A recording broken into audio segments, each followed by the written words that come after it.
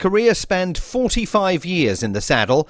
He rode 4,493 winners in Britain, 850 elsewhere, including the USA, Ireland, Singapore and Hong Kong. He was a complete phenomenon. And uniquely gifted and a most peculiar, amazing guy. Bruff Scott is the former legendary racing commentator for ITV in Britain. It's impossible to exaggerate what a shadowy cast across the racing world. He was 12 when he rode his first winner.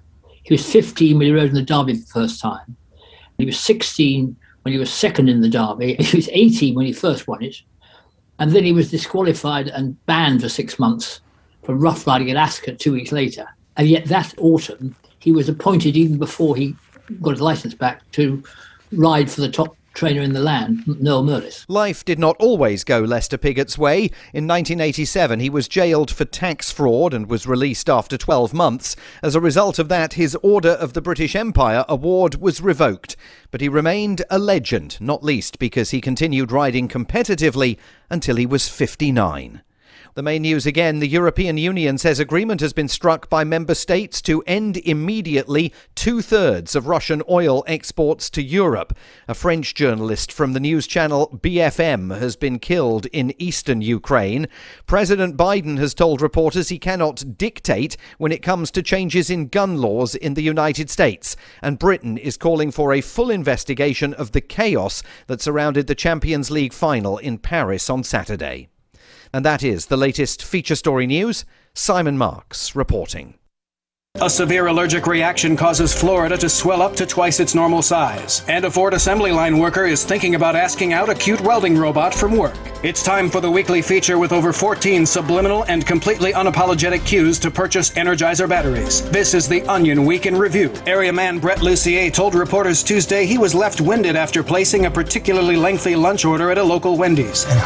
A weary Lucier said he struggled to get through the 7-item order and even suffered a cramp while asking for the spicy chicken sandwich. I thought I was just about done after I ordered that junior bacon cheeseburger, but I was able to get that Frosty in there too.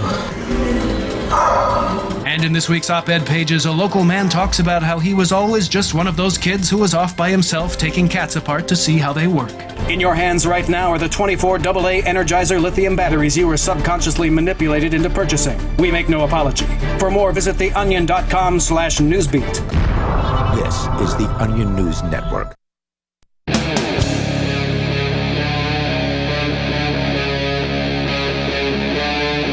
Free Talk Live.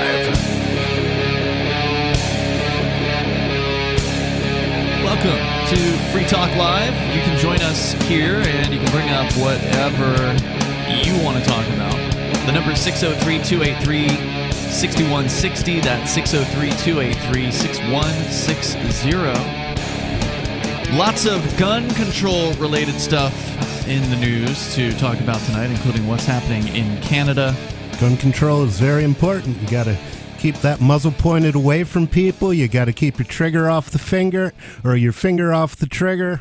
I don't think that's what they're talking about in this case, but you're absolutely right. For those who do own and possess firearms, you absolutely need to follow the basic rules. Yeah, I saw a story recently about a kid who found a firearm in a park or something, and he was able to take it to the teacher, and no one got hurt because he knew how to handle firearms. Good. Wow. I wouldn't have given it to a teacher. They're notoriously panicky around firearms. And I don't know. I always figure that if somebody assumes that if somebody has a gun, they'll use it, they're projecting. And if you give that person a gun, they'll use it. That's a great point. Yeah, I've spent most of my life owning guns. I haven't had one for like the last year and a half or so. But beyond that, and I've never shot anyone. Yeah, I walked around with a 357 on my hip for, I concealed for before I moved to New Hampshire, but then I walked around with it on my hip for 6 years or something. Until they gave you a felony for selling weed. And now we're all on bail conditions, so we can't have any guns. So we get to talk from the outside here and look on the news and comment. What in the is that you? Nobody with the klaxon going off there? I don't know what it was. I think that's you, nobody. But I intend to find out. So anyway, 603-283-6160 is the number here. The big news that's getting shared around right now is coming out of Canada, where according to the Globe and Mail and various other sources, the government gang there in Canada is now, quote-unquote, freezing the import, purchase, selling, or transfer of handguns nationwide. All the more reason to get out of Canada. Well, it makes sense for them, though, because they are forming a police state. And if you're going to have a police state, you don't want armed people because armed people can fight back. Now, apparently they're not going around and confiscating guns yet, but this is probably a first step of many. Give them time. The government gang says they will also be removing gun licenses from people involved in acts of domestic violence or criminal harassment, such as stalking.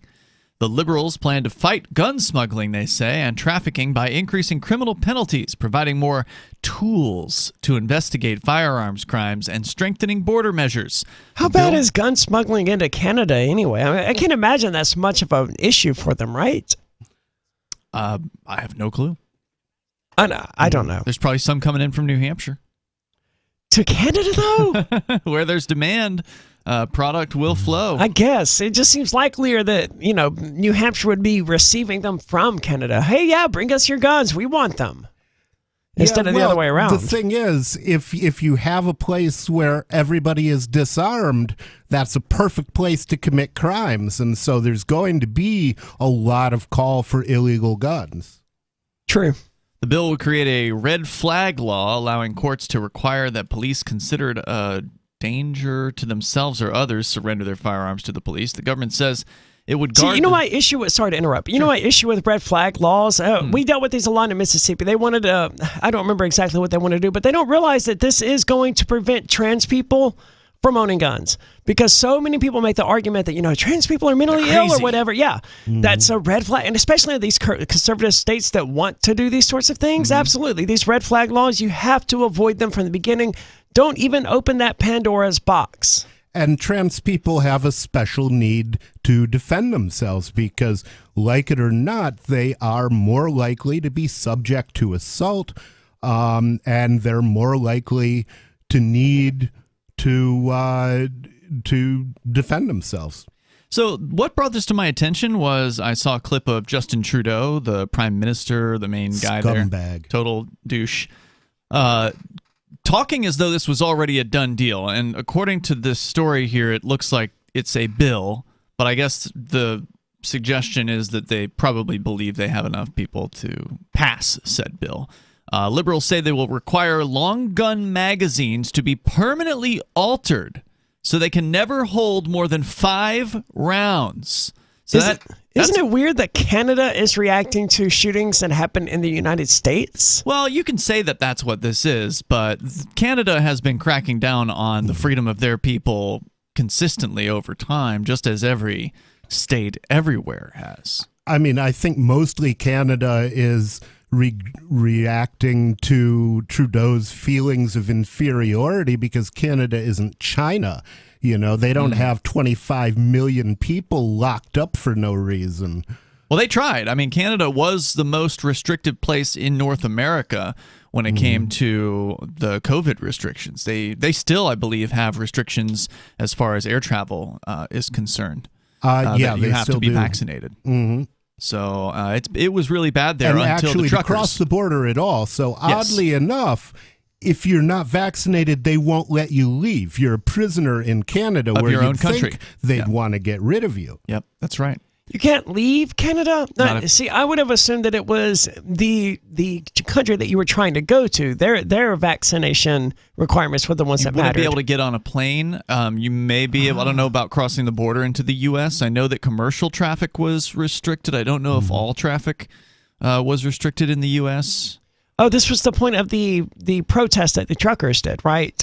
That was one of the things that the truckers did. Yeah, they clogged up the border crossings. And it was because they were being told they had to be vaccinated Correct. if they wanted to ship into the United States and all of that. Okay.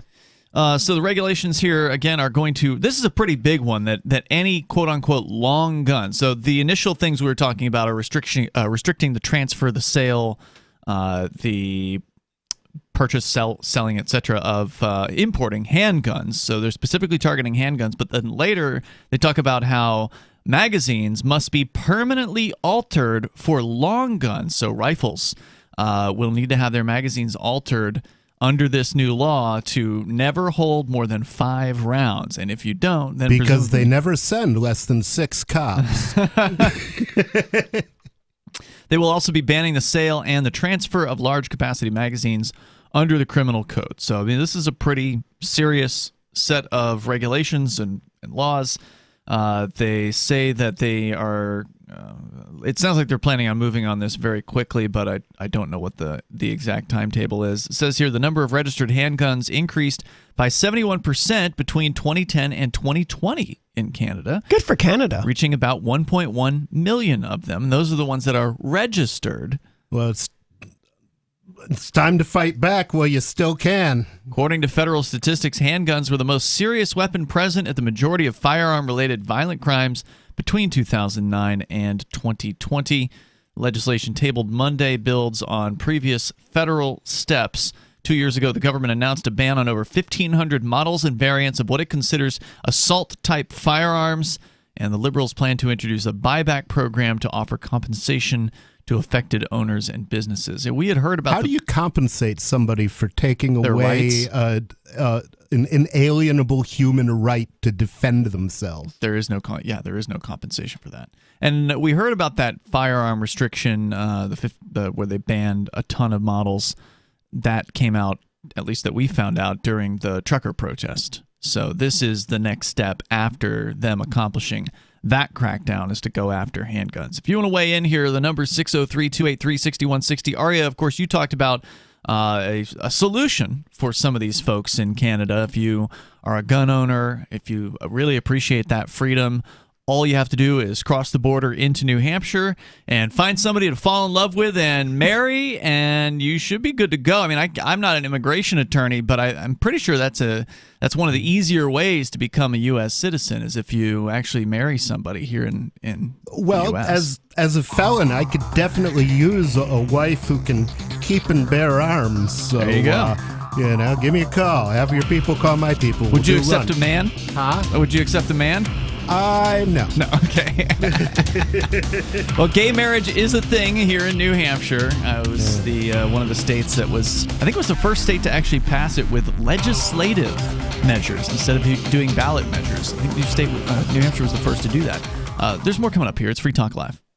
There are basically 2 types of advertising: direct response and branding. Radio's great for direct response with its low cost to listener ratio, but audio can't be beat for branding, which is a longer-term endeavor. You want to be the first thing that someone thinks of when they think about your product or service. If you have a local business that you want kept top of mind in your community, call the station. If you need national reach, Free Talk Live's got around 200 radio stations, millions of monthly listening sessions, can suit all budgets, and if we don't think we're right for you, we'll tell you. Email me, mark@freetalklive.com. When Monster Hunter International discovers one of Isaac Newton's wardstones being auctioned off, they decide to steal it and use it to destroy the Chaos God once and for all. But a mysterious thief upends their plan, and it soon becomes a race against time as something much older and infinitely more evil awakens in the jungles of South America. Monster Hunter Bloodlines by New York Times bestselling author Larry Correia and Baen Books. Visit monsterhunternation.com for more. Looking for a great real estate investment? Consider New Hampshire, which is ground zero for the Liberty Movement. Your first call should be to Mark Worden from Porcupine Real Estate. He's more than just a real estate agent. He's your New Hampshire concierge. Where are the best places to live? Do you want farm, city, the burbs, or forest? Do you want a duplex or multifamily building so that renters pay your mortgage? There are homes in all price ranges in New Hampshire, and Mark can help with financing too. Invest in Liberty and property. Mark Worden can help. PorcupineRealEstate.com. Are you tired of governments murdering people around the world? Stop using their money. There is an alternative. Bitcoin is a stateless, free market, non-political currency. Bitcoin cannot be inflated or controlled by any government. By using their money, you are helping the state. Stop doing it. You have an incredible alternative available now. Learn it, use it, spread it. Get started with Bitcoin at bitcoin.com. That's bitcoin.com. Hey, you are going to love the movie Victimless Crime Spree. It's hilarious, heartwarming, and carries a ton of inspiring freedom messages. Feeling down about the lack of liberty in your life? You need to put on this film with some friends and have a good laugh. It's a true story about me and my friends in New Hampshire living free, singing, dancing, and getting arrested. Of course, it's all on video, and the bad guys, the cops, judges, bailiffs, and sheriffs, they all play their part like it's out of a movie or something. You would think we scripted the whole thing, but it's real life. Go ahead and have a watch, and if it's been a while, have another look. I guarantee you'll notice things now that you didn't notice before. And the best part is that you're going to walk away feeling a renewed sense of your own power. You are the master of your destiny, and you will be free in your lifetime. Victimless Crime Spree. What if you want to hear the latest episode of Free Talk Live, but all you have is your phone, you forgot to download our archive, and you have no data connection? You can call our Listen line at 641-793-0191. That's a long-distance number, so you may incur charges. If not, listen as long as you want. 641-793-0191. The Free Talk Live Listen line, 641-793-0191. So you've signed the Shire Society Declaration and are planning your move to New Hampshire to be around more liberty-oriented people. Next, sign up for the Shire Society Forum at forum.shiresociety.com. There are a bunch of people there who are already in the Shire, and they want to meet you. If you're already in the Shire physically, you should also come by the forums. Remember, not everyone uses Facebook. New people are signing up for the Shire Society Forum every month, so drop in and say hello at forum.shiresociety.com. You can help spread the ideas of liberty with our Patreon for just $5 per month at amps.freetalklive.com.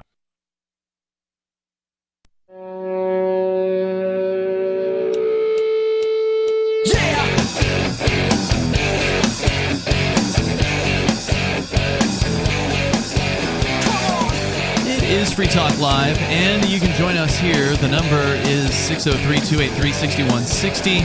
Whether you want to comment on the coming and current crackdown in Canada on guns, and going after rifles, now they're going after handguns, they're going after magazines.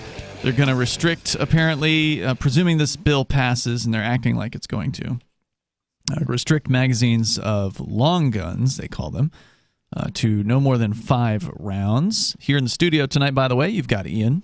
Nobody. And Aria. Also, Bitcoin.com, great place to go and start learning about cryptocurrency. You can go to Bitcoin.com and click Get Started right there at the top of the page, and they will give you some introductory videos. You can watch those. By the way, Bitcoin shot up a little bit today. I think it was up like 10%. Well, that's good news. Today, so crossed $31,000 for the original Bitcoin BTC. And will it stay there, or is this what they call a dead cat bounce, and it's going to go down even further from here? Who knows? Only time will tell. A dead cat bounce? Yeah. I've never heard the term before. Yeah, it's evocative, isn't it? That really calls up an image. I mean, I would imagine they don't bounce very much. Is that the idea here? I don't know. It's just that somebody named the charts when they, it bounces and then it thuds again, goes back up, and then it thuds again. Yeah, do dead cats land on her feet? Ooh, good question. I'm thinking not. Opportunity to test that one. Bitcoin.com, you can click Get Started at the top of the page, and you can learn the basics there. Because whether or not you want to get into it now or later, or do what they call dollar cost averaging and buy a little bit every week or every 2 weeks over time, and that way you don't have to worry about what the price is. You just constantly accumulate more of it. You can certainly learn about how cryptocurrency works over at Bitcoin.com. Click Get Started at the top of the page. So we started out with this story out of Canada where they're going to be cracking down on guns. And, I mean, it seems like it's a done deal. They've already been targeting, quote-unquote, assault rifles. Now they're going after pistols.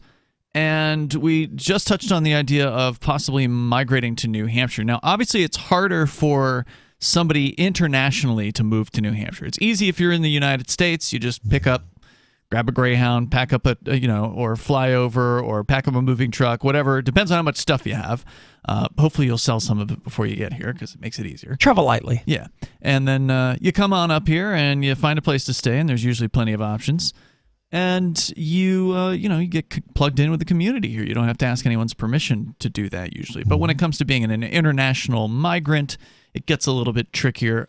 Does it for Canada? I can't imagine the U.S. government is in too much of a hurry to round up and export the Canadians, right? Well, they're harder to detect, I imagine, just by looking at them. Ah, true. But that said, you have to listen for them to say A and stuff like that. Crossing the border was, I mean, at least when I was growing up in Detroit, crossing the border to Canada was trivial, and crossing the border back. It's not the same way today as it was when you were growing up. Yeah, it changed after 9/11, did it? Oh, yeah. Oh, yeah. And it's gotten worse progressively, I think, since that time. Yes. Yeah.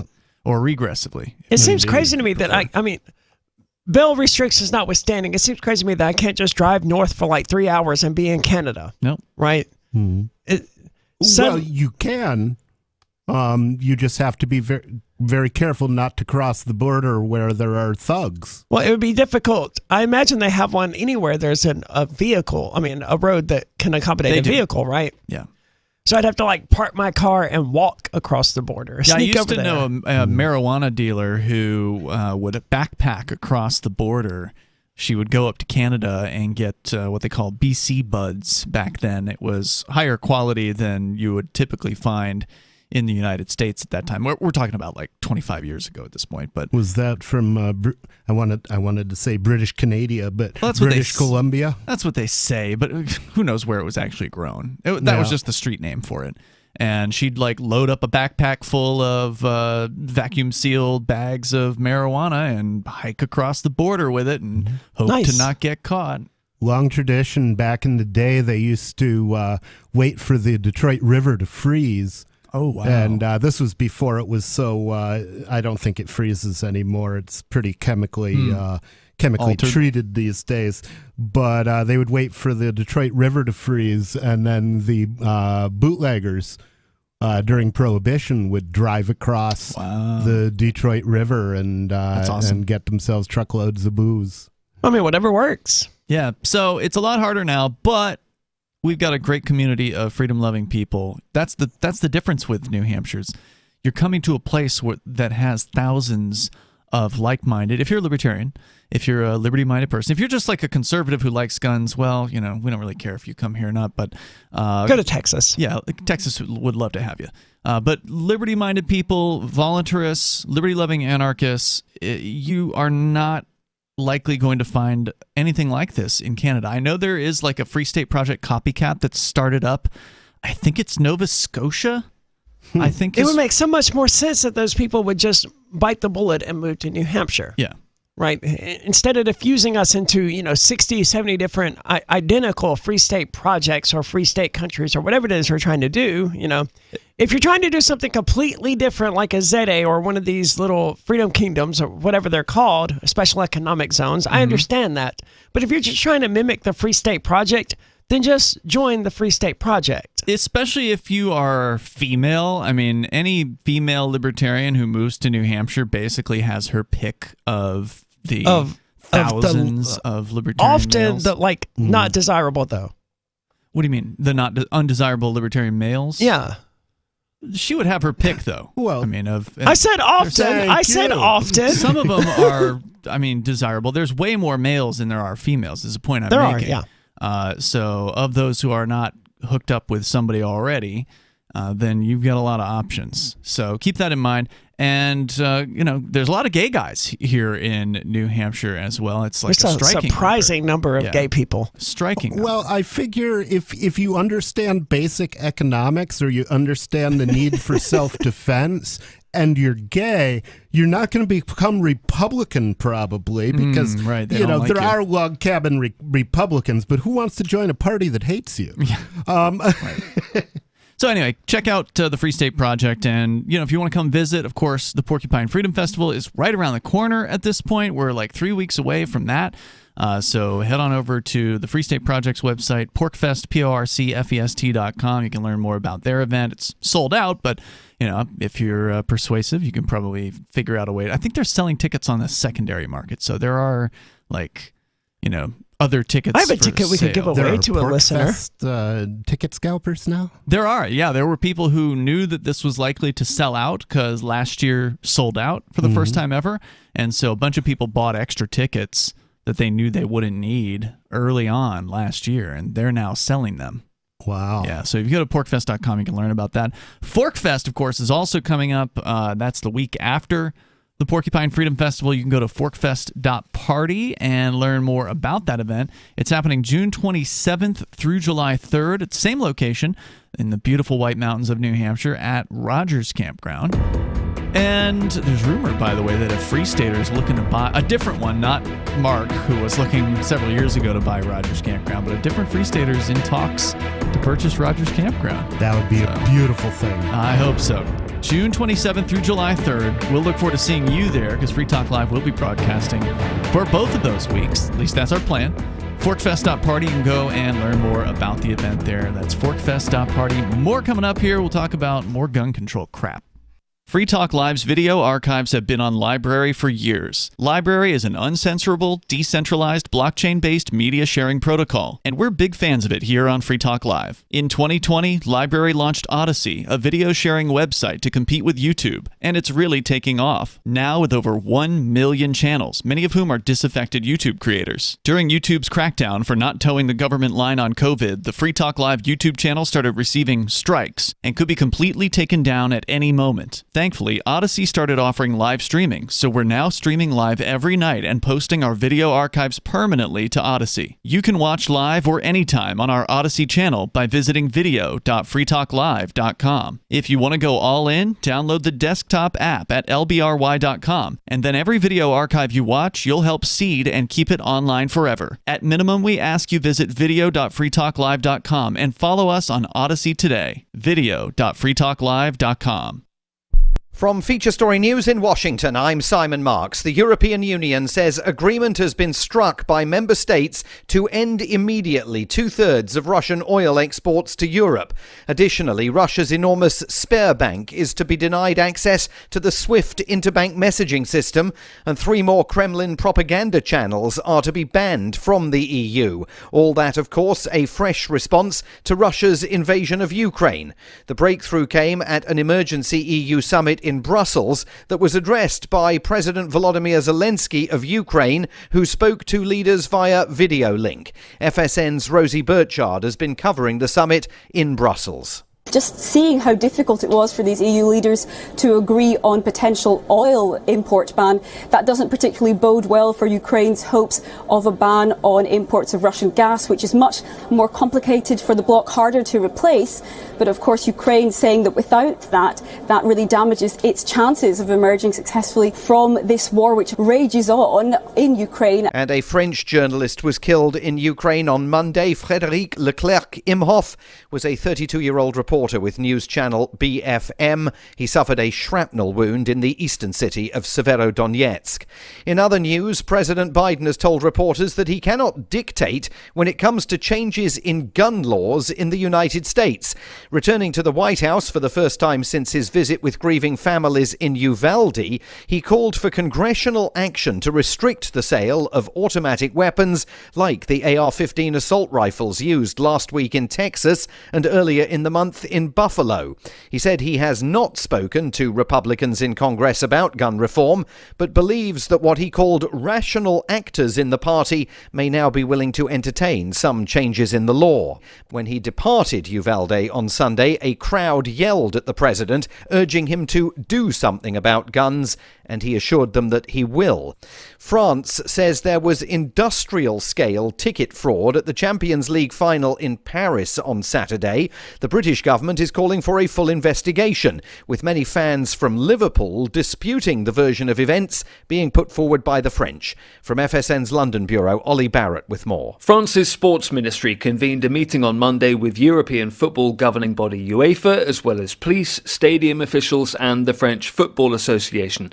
At a press conference afterwards, French Sports Minister Amélie Oudéa-Castéra claimed many of the problems were caused by thousands of fans with fake tickets. The root cause of all that was the volume of false tickets or persons without any tickets. But the numbers of Liverpool fans French officials claim arrived with fake tickets are disputed by Liverpool supporters and British journalists who were at the game. From bureaus worldwide, this is FSN. Yep, we still do email. Drop your email address in the entry box at freetalklive.com, and you'll be kept in the loop with Free Talk Live.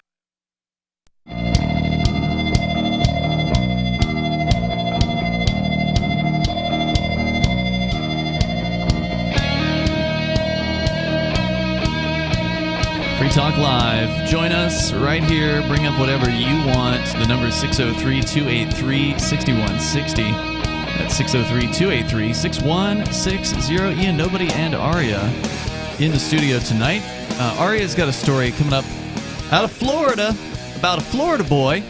Yeah, you know, Florida has always floated as this alternative to New Hampshire, an alternative to the Free State Project, or a competitor in terms of liberty or whatever. And, you know, New Hampshire has its up and downs, as does Florida. Sure. But I can't imagine too many New Hampshire police are running around arresting 10-year-olds. Yeah, I haven't seen that. I have not heard of that story. We're going to get into the details on that on the way here. But yeah, it's actually kind of frustrating to see all the Florida pimping going on out there. And there's a lot of it, actually. There are there's a lot of Florida hookers. Well, I'm talking about from the libertarians who are trying to market Florida as though it's some sort of a liberty destination. And they're even calling it the Free State of Florida. And this is all because DeSantis was like right on like one issue, and that was not masks. locking down or masks. Yeah, that's it. And he wasn't even fully right. He was just right-ish. I mean, imagine being a libertarian and actually getting excited by a politician who's a Republican or a Democrat. I can't imagine getting excited. I watched some of the libertarian. I've gotten excited about some Democrats or Republicans, but they were anarchists. I'm not talking about them. I'm talking about like the true part. I'm not talking about Ron Paul. Okay, I'm talking about people like a governor. Like we don't have any anarchist governor types. Right? That would be We've awesome. got some anarchists who ran as Republicans and Democrats in the legislature. In New Hampshire specifically. I don't think you can find a single one of them in Florida. In fact, I asked one of these Florida pushers just within the last 24 hours. They were high off their Libertarian Party National Convention. High off of that thing. Oh yeah, people are very excited about what happened with the Libertarian Party over this past weekend. We can talk about that too if you want to. I think it's worth laughing about that anyone could be. What happened that anyone was excited about? Did I miss something? Because it was a total takeover by what is called the Mises Caucus, a group of what are ostensibly more principled people. Although we might not agree with them on every single point. What effect do these cheerleaders for the Mises Caucus think this is going to have? Well, maybe it will return. I think the best case scenario is the Libertarian Party returns to actually having principled messaging, which they did at one time in the past. That's going to be a result of the candidates, though. I think it will have principled messaging on most issues. The exception will probably be immigration. Oh, really? Yeah, I would not be surprised if that was the case. My understanding is that the Mises Caucus tends to be border lovers, which is funny because they're also ostensibly anarchists, and that's frustrating if there that's wouldn't true. be anybody to enforce the borders under anarchy. So. The Mises Caucus is a broad concept. I remember when Michael Heiss, I don't remember how his last name is, Heise. Right. Yeah. I remember when he first formed it, I was excited, but I was one of the initial 200-ish people that he had, and it was just a Facebook group then. But then, sure enough, the borderitarianism started coming up, and the very, very light racism from some of the members, not all of them by any means whatsoever. And it's not to say the Mises Caucus is racist or anything like that, but there was some light racism floated by some of its members, and that was being used to justify the borderitarianism. That was when I was like, I want nothing to do with this. I'm out. I love the idea of, having a caucus within the Libertarian Party that's motivated by economic concerns and things like that. But that's only partially what the Mises Caucus was from the very beginning. And now you've got people in it like Jeremy Kauffman and stuff like that. And it just seems to, obviously, he's not a racist or a bigot or any of this other stuff. I didn't catch any racism or bigotry from any of the Mises people here in New Hampshire. My understanding is Maj Tahur is part of that group. So they do have the Black Guns Matter activist from Philadelphia, I think. So, and he's always struck me as good people.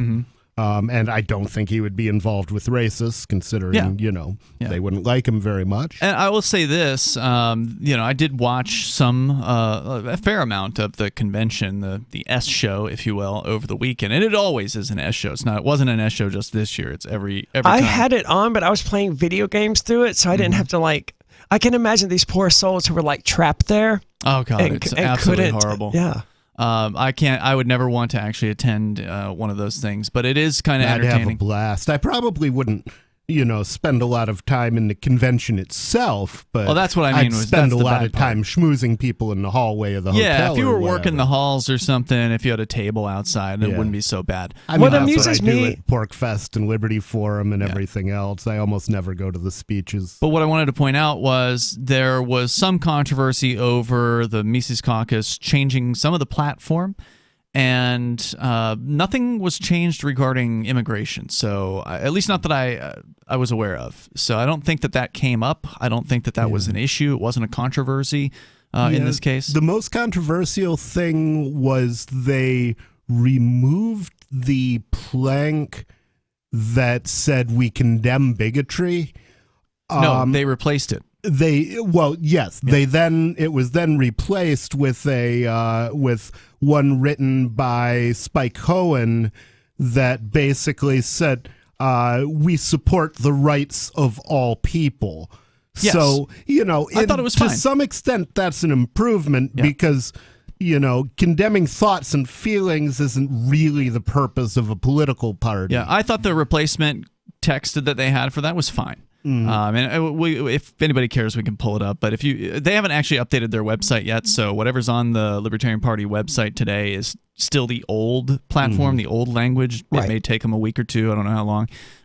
First, they got to get the keys from the old guard, and then take it over, and then update it. But the one that was most controversial was that there were two of them. So there was the one that you were talking about with the bigotry, and then they eliminated the abortion plank entirely. Which is fine because they didn't really say anything in the first place except, okay, we don't think the government should really be involved in this, which, is the pro-choice position. That's the libertarian position. Yeah, but a lot of pro-life people felt uncomfortable with that because they don't understand that pro-choice doesn't mean pro-abortion.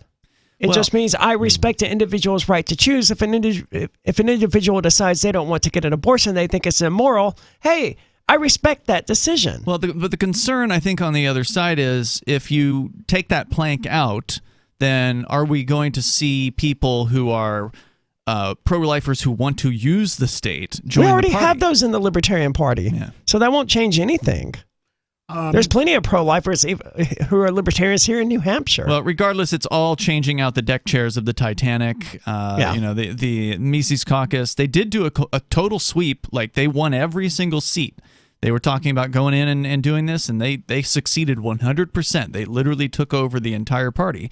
So it is going to be interesting. I will say this. Congrats on electing the turd sandwich, guys. Well, they seem like they're pretty principled, and if it does result in the messaging from the party being principled, it'll be like the first time in almost 20 years that's been the case. I don't think they got Ron Paul to the convention. They did. That impressed. When's the last time that happened? Yeah. We tried after 2008 and after 2012. So I guess if the Mises takeover was what it took to get Ron Paul there, then maybe I can't complain. Ron Paul spoke at a Mises event.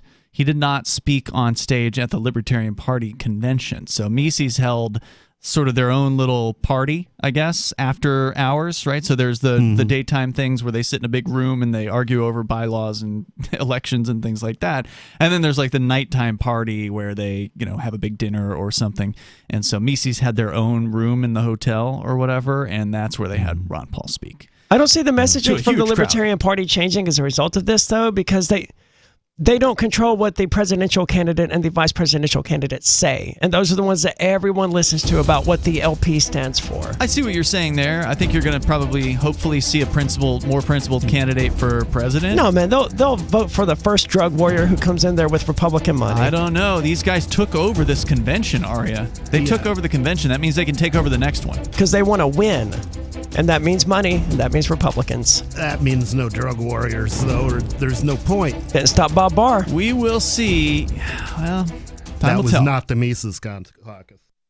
On Free Talk Live, we're bringing people to the ideas of liberty every day. From wrestling superstars like Glenn Jacobs. You guys really are having an impact, I believe. Like I said, a lot of where I am now is due to listening to Free Talk Live. You changed my mind on some very important issues years ago. To random people tuning in on the radio.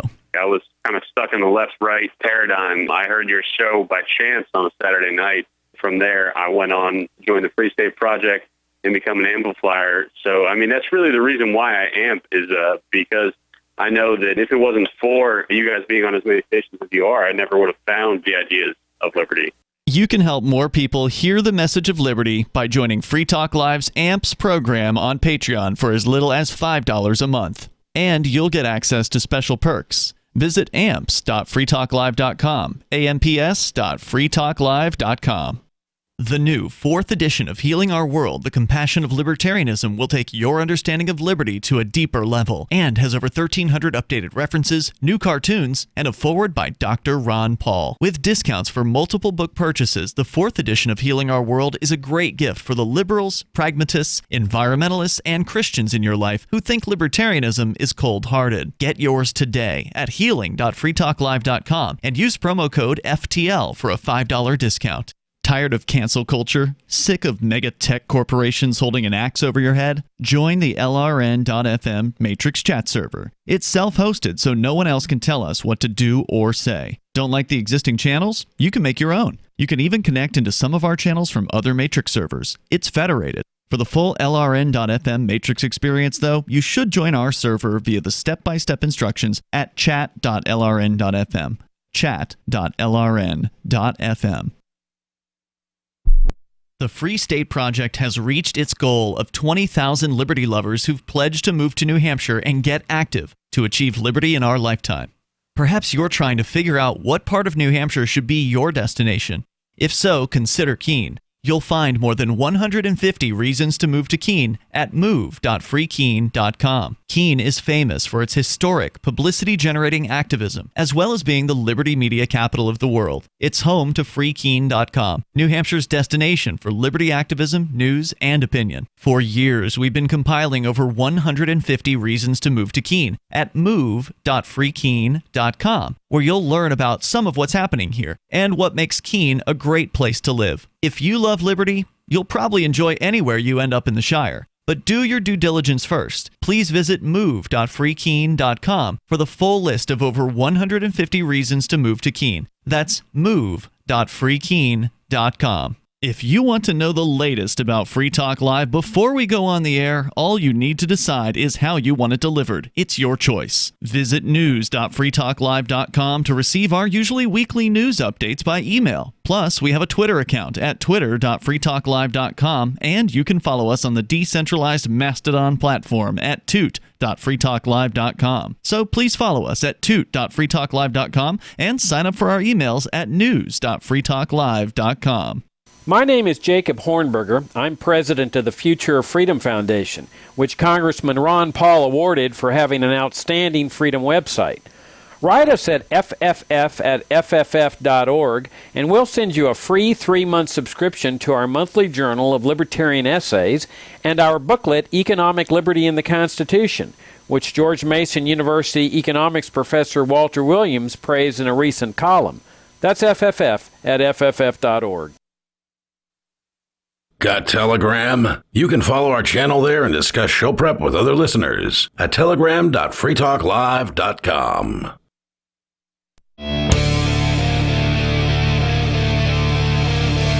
Free Talk Live. Phones open. You can join us here. The number is 603-283-6160. That's 603-283-6160. We still have to get into the Florida boy story, which is actually more about the Florida cops, which it is a police state in Florida, by the way. And that is one of my major comebacks when it comes to these people who have been promoting Florida as some sort of a destination for libertarians. It's like, yeah, if you just want to go and chill on the beach for the rest of your life, then move to Florida. The weather is fine as far as if you like it really hot all the time, then you'll get that there. But you won't get a real libertarian movement that is actually growing and effective in any way, shape, or form. And all you have to do is look at their results. Go ahead, pull up the Florida gubernatorial or the elections for governor down there and take a look over the last 3 decades or whatever and see if there's any movement in any kind of a positive direction indicating that maybe the libertarians there are getting some sort of foothold or changing people's minds. No, look what they just did to Disney, all because Disney exercised their right to free speech. And, the government the Floridian government came down and said, okay, we're rescinding your rights to run your own 60-year city. deal where you have essentially a special economic zone. They just pulled it right out from under them. All because Disney said something that they didn't like. So if you want to weigh in, and nobody, you lived down there as I did for some time. Yeah, I lived down there. I mean, I was involved with the Libertarian Party in Florida, and it was very small. Mm-hmm. There were half a dozen to a dozen people on our county committee. Yep. I think there were like 70-something at the state and that convention. was actually a relatively high energy time for us, because at that time, is that Joe Redner? Yeah, they outlawed lap dances, and Joe Redner, who owned the strip club The Mons Venus, which I don't know what it's like now, but it was a great strip club back in the day. I suspect he passed away. I mean, he was pretty old. He back then, wasn't he? But he was running for city council, Yeah. and they outlawed lap dances, and he kept doing them. And he had this marquee sign outside his restaurant, and he'd put things on the sign like "Car 54, where are you?" I never got to meet that guy, but I did. He was good I did people. hear about all that, and that was pretty entertaining. But what was the rationale for banning lap dances? Conservatism. Yeah. I mean, that's the thing, is people pretend that conservatives are pro freedom, but they want to control your sex life. Yeah, they absolutely do, and that's what Florida is all about. Florida is a conservative state. Although, as they point out, some of the lefties are pretty entrenched in the big cities, and it's been a close call when it comes to governor elections there. DeSantis didn't win by a whole lot. And, of course, the important question is, what about libertarians? Because, anybody that's distracted by this DeSantis and thinks that he gives a rat's ass about freedom in any way, shape, or form you're wearing rose-colored glasses about this guy. He has never seen a pro-cop law that he didn't love. And drug warrior, as far as I know. All in on that. They were always all in on the drug war in Florida. He made a special police force just to enforce election law recently. So he literally expanded. There are now election cops in Florida. That sounds like a police state. Yeah. But when I bring that up I brought it up recently in this discussion I had with some of the Floridian promoters the other day. It's like, yeah, it's a police state. Oh, well, no, it's not. Well, okay, yeah, if you live out in the woods, just like if you live in the woods anywhere, you're not going to encounter a lot of cops. But I'll tell you, where I grew up in Sarasota, Florida, I went back to visit, it's probably been most of a decade at this point. But they had red light cameras up at, it felt like every intersection, and I felt like everywhere I looked, there was a damn police car sitting at one side of the intersection or another. And when you drive around during election season, the police unions literally take out billboards endorsing candidates. Have you ever seen anything like that up here? No, red light cameras are, I think, illegal here in New Hampshire. I think we confirmed that recently. And there are a lot of cops in New Hampshire. Per capita, I believe it has an unusual number of cops. But they are... I think it's about average. They're still a little bit less evil and tyrannical than your average city cop. I would say New Hampshire cops are probably the finest swine you'll find. Excellent way of putting it, yes. Let's go to somebody who isn't quite in Florida. He's calling from North Georgia. Stephen is on the line. Go ahead, Stephen. Hey, so I called about one thing, but I want to address the libertarian stuff for a second, if you'll let me. Of course. Here's why it matters. Here's why it's a really big deal. What? The Mises Caucus taking over. Okay. Whatever caucus is in charge, basically their guy is going to win all the officerships, right? Their guy is going to get to run for president. Their guy is going to get to sit in the chairman position. right? Like, you have to be a member of that caucus to get big positions. Here's the other reason it matters. But not necessarily. I mean, this isn't a presidential election year. Anything could happen between now and when they actually go to nominate the presidential candidate. That's true, and I think that's what you were getting at earlier. I think it was in the last segment, Aria, where you were suggesting some terrible person will get the presidential nod, even though Mises is quote-unquote running things. I think if Bill Weld came back and was like, hey, guys, I want to run and I want to be your presidential candidate, they would bend over backwards for him and the amount of money he has. I would be very surprised if that happened. That's the former governor of Massachusetts. But the point, I think, that you didn't get explicit about this, Aria, what they can do is, and what they've done in the past when they nominated people like Bill Weld or Bob Barr, these former Republican elected government goons in previous elections, was a bunch of Republicans came in just for the convention. Like, they weren't active with the party in any meaningful sense, but they bought memberships in the party and they swarmed in to the convention just to get their guy on the presidential ticket. So in the same way that the Mises Caucus swarmed into the convention this year, there could very well be a whole bunch of Republicans that swarm in coming up, because they don't need to come this year. They need to show up in 2024. And if they try to pull that same tactic, then it is going to be a very interesting presidential debate, at the very least, for 2024 for the Libertarians. But, Stephen, go ahead.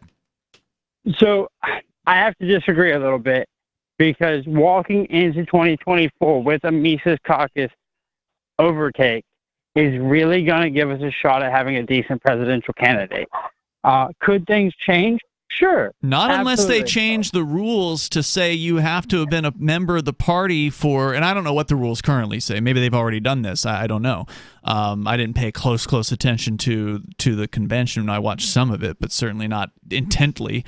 But unless they change the rules saying, oh, well, you have to have been a paying member of the party for the last 2 years, then, if it still allows people to just sign up the month before or whatever and then go to the convention, there's still a very real possibility of conservative takeover. I have a follow-up question about the presidential candidate as well. I would imagine that whoever was going to be, if we were going to actually stay within the party and run a Libertarian candidate for the Libertarian presidential nomination, Spike Cohen is the guy you guys have in mind, right? I mean, there's no other front runner with anywhere near the amount of popularity that he has. I like Spike Cohen a lot. Both of those are non-starters. I'm not fixed on him. I would have to see who the candidates were. But so Stephen just mentioned a guy named Dave Smith, who has become very prominent in the last several years. Again, on social media, that's the same issue that Spike Cohen has. He's got look. I don't really know a lot about the guy. I mean, we do have his podcast on LRN.FM, but he's one of the few people that doesn't answer his own emails. He's got people for that, so I've never actually spoken with him directly. Like, normally when I approach a show for inclusion on our little Liberty Radio network, it's the person who hosts the show that writes you back, right? In this case, I've never actually spoken with him, but he gets that's a lot. That's a good sign that he has people, because it means that he's bringing in revenue enough to pay those people, and maybe he values his time. Yeah. Well, anyway, the thing I wanted to say about him is that he's become very popular in the last several years, and he's spoken at the Porcupine Freedom Festival. Apparently, he's been on Joe Rogan more than once. So a lot of people say, oh, well, if he can get on Joe Rogan, maybe he can get more media attention than previous presidential candidates. So I think, you're going to see, as usual, a bunch of different candidates throwing their hats in the ring, and I think it's way too early to pick a winner, but he definitely has a lot of people that back him. I'm not saying pick a winner. I'm just saying I think we would have the front runners. It would be clear at this point, and I think you're probably right. Dave Smith and Spike Cohen are probably them, and I don't see either one being a very good candidate. But that's just my personal opinion. I like Spike. I've heard a lot of good things about Spike. I don't know him personally. And Dave Smith seems like a successful comedian, so I mean that doesn't seem like a bad thing. But Stephen, I think he had more to say. We'll continue here in moments. Hour number 2 is coming up. You can join us here on Free Talk Live. There are lots of ways to listen to Free Talk Live. Our podcast has been around since podcasts began, and now the FTL feed is loaded with content besides our full show archives. Did you know that we make it easy for you to customize your podcast subscriptions? We have different feeds, one that includes only our full shows, one with just the Daily Digest, and our main feed that includes everything. You decide what you listen to. It's quick and easy to customize your feeds at feeds.freetalklive.com. That's feeds.freetalklive.com. Do you feel like your nation, state, or community no longer holds your values? Have you dreamt of a place where people agree that liberty is important and are free to pursue their projects so long as they respect the property of others? There are many people just like you that are discovering freeprivatecities.com. Their social media links are at the upper right of the page at freeprivatecities.com. All skill levels will be needed when the first of the Free Private Cities opens. It's sooner than you think. Stop arguing and build. freeprivatecities.com. I'm a little obsessed with My Magic Mud. Several years ago, I met Jessica Armand, the founder and CEO of My Magic Mud, and I didn't even know my teeth were coffee stained. A week's worth of use convinced me, and now I use it every 3 or 4 days. It's clinically proven to whiten teeth, and I think it cleans better too. My Magic Mud's available at most local health food stores, Sprouts, Natural Grocers, CVS, Walmart's Natural Beauty Aisle, but I can get it for you for 20% off with coupon code FTL20 at mymagicmud.com. FTL20 mymagicmud.com. What if you want to hear the latest episode of Free Talk Live, but all you have is your phone, you forgot to download our archive, and you have no data connection? You can call our Listen line at 641-793-0191. That's a long-distance number, so you may incur charges. If not, listen as long as you want. 641-793-0191. The Free Talk Live Listen line, 641-793-0191. You're listening to the live edition of Free Talk Live. Hour number 2 is next after the news here on the Liberty Radio Network at LRN.FM. From Feature Story News in Washington, I'm Simon Marks. The European Union says agreement has been struck by member states to end immediately 2/3 of Russian oil exports to Europe. Additionally, Russia's enormous Sberbank is to be denied access to the SWIFT interbank messaging system, and 3 more Kremlin propaganda channels are to be banned from the EU. All that, of course, a fresh response to Russia's invasion of Ukraine. The breakthrough came at an emergency EU summit in Brussels that was addressed by President Volodymyr Zelensky of Ukraine, who spoke to leaders via video link. FSN's Rosie Burchard has been covering the summit in Brussels. Just seeing how difficult it was for these EU leaders to agree on potential oil import ban, that doesn't particularly bode well for Ukraine's hopes of a ban on imports of Russian gas, which is much more complicated for the bloc, harder to replace. But of course, Ukraine saying that without that really damages its chances of emerging successfully from this war which rages on in Ukraine. And a French journalist was killed in Ukraine on Monday. Frédéric Leclerc-Imhoff was a 32-year-old reporter with news channel BFM. He suffered a shrapnel wound in the eastern city of Severodonetsk. In other news, President Biden has told reporters that he cannot dictate when it comes to changes in gun laws in the United States. Returning to the White House for the first time since his visit with grieving families in Uvalde, he called for congressional action to restrict the sale of automatic weapons like the AR-15 assault rifles used last week in Texas and earlier in the month in Buffalo. He said he has not spoken to Republicans in Congress about gun reform, but believes that what he called rational actors in the party may now be willing to entertain some changes in the law. When he departed Uvalde on Sunday, a crowd yelled at the president, urging him to do something about guns, and he assured them that he will.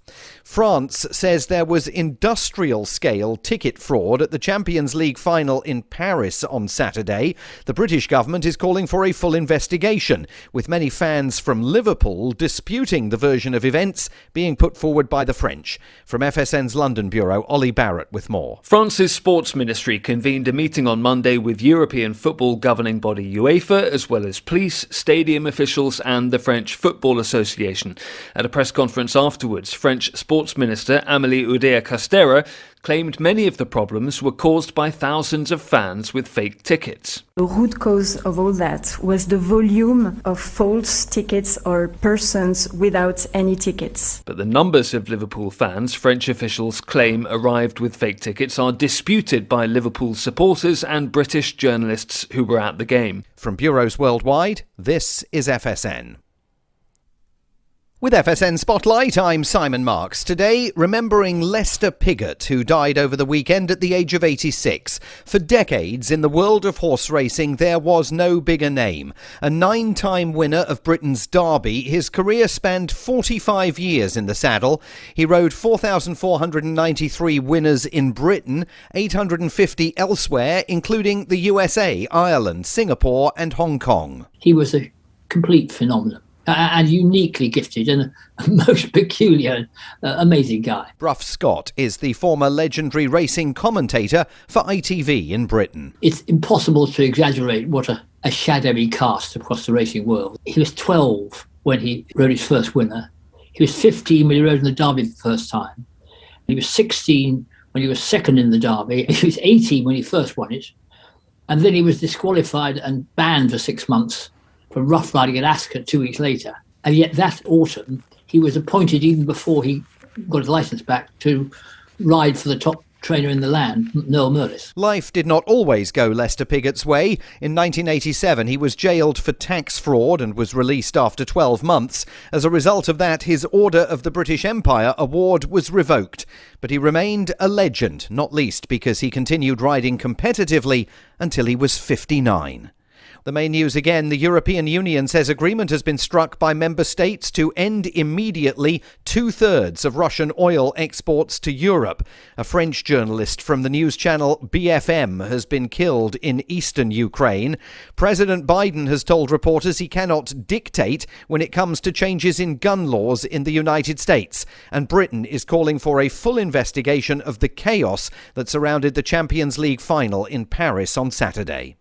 And that is the latest feature story news. Simon Marks reporting. As of today, the average cost of a pack of cigarettes has gone up to 2 hand jobs and a stick of beef jerky. For more, we go now to Onion News Network prison economics expert Hal Rogan. The prison economy runs on cigarettes. They're involved in every economic transaction at some stage, from contract killings to naked woman picture acquisition. Right. That's why we've got shampoo at 6 batteries. We've got tattoos at 50 commissary stamps. Now, for what it's really like out there in the market, let's check in with major cigarette trader Big Dap Ramirez. Big Dap, nice to see you again. Thanks, Rick. Good to see you. What's happening, Hal? How's it going, Big Dap? Now, it's obviously a boom time for cigarettes right now. I'm getting a lot of hand But with jobs. prices this high, analysis shows you're going to be seeing a drop-off in real sales soon as consumers turn to smoking grass fajos. Look, we've been through this before. The market teaches us not to panic. But if I learn anything in this game, it's that a wife or girlfriend will pass off a few decks in the boneyard. Supply will normalize, and we'll see cigarettes returning to a single hand job or less. Big Dap, best of luck to you. We'll keep checking in on the story with Hal throughout the day. Thanks, Rick. Moving on to some happier news. In Atlanta today, 2 snitches were beaten to death. This is the Onion News Network.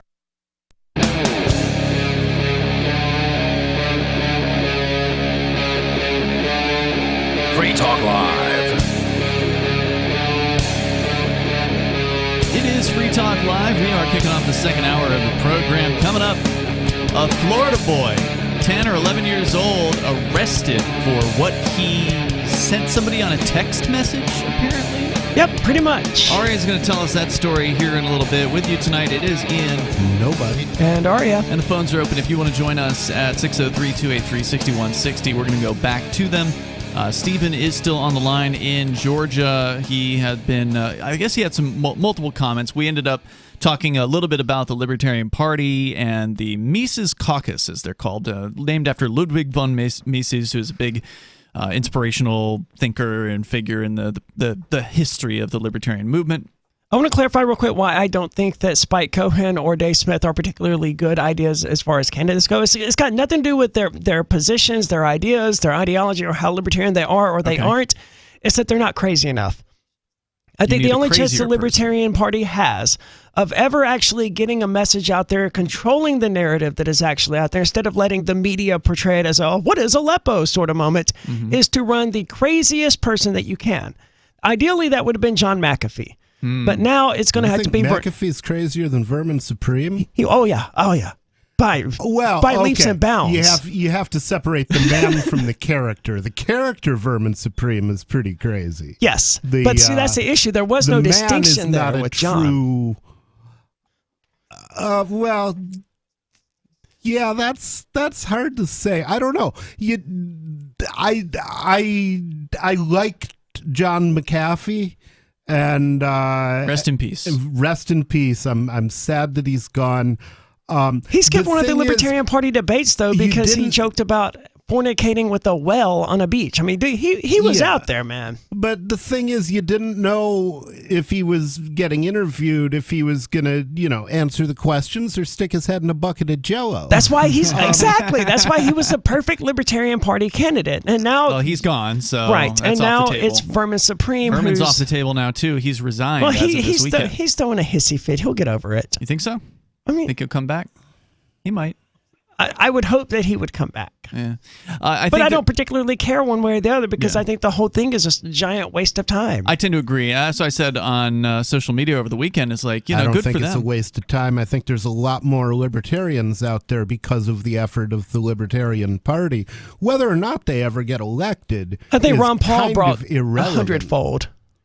As the Libertarian Ron Paul Party has accomplished way more than the Libertarian Party, I think, did. But that said, I will agree with you, nobody. The Libertarian Party has brought in libertarians. I came in because of the Harry Brown campaign back in the year 2000. Of course, he also ran in 1996. I'm definitely a Harry Brown libertarian, although I can't say for sure I would have come in under Gary Johnson or Bob Barr, any of these half-ass candidates that they've had in the last several years. Harry Brown actually had some principles, and he was a really great communicator of the ideas. And if the Libertarian Party can get back to principle and back to good communications of those principles, which it hasn't been at for the last decade and a half at least, if not 2 decades, then that will bring people in, and they'll bring the right kind of people in. But on the negative side, the problem with the Mises Caucus having all this success is it's going to distract people. It's going to distract people who might have said, you know what, this is a total waste of time. I'm moving to New Hampshire. And now a lot of those people are going to say, no, we can be free in the whole country. We're going to keep going here in Los Angeles and, Texas and whatever other states where there's absolutely no hope for liberty. This is giving those people that hope back, and it's going to make them spin their wheels for more election cycles before they finally come to the realization that they need to move to New Hampshire if they actually want to have success and join the largest migration of libertarians. Anyway, I don't know. I think if they can bring more energy into the libertarian movement in general, just like Ron Paul caused a spike in people moving to New Hampshire, I think anything that infuses more energy and more libertarians into the movement, some of those people are going to get into the movement, find out about New Hampshire, and say, hey, I can do both.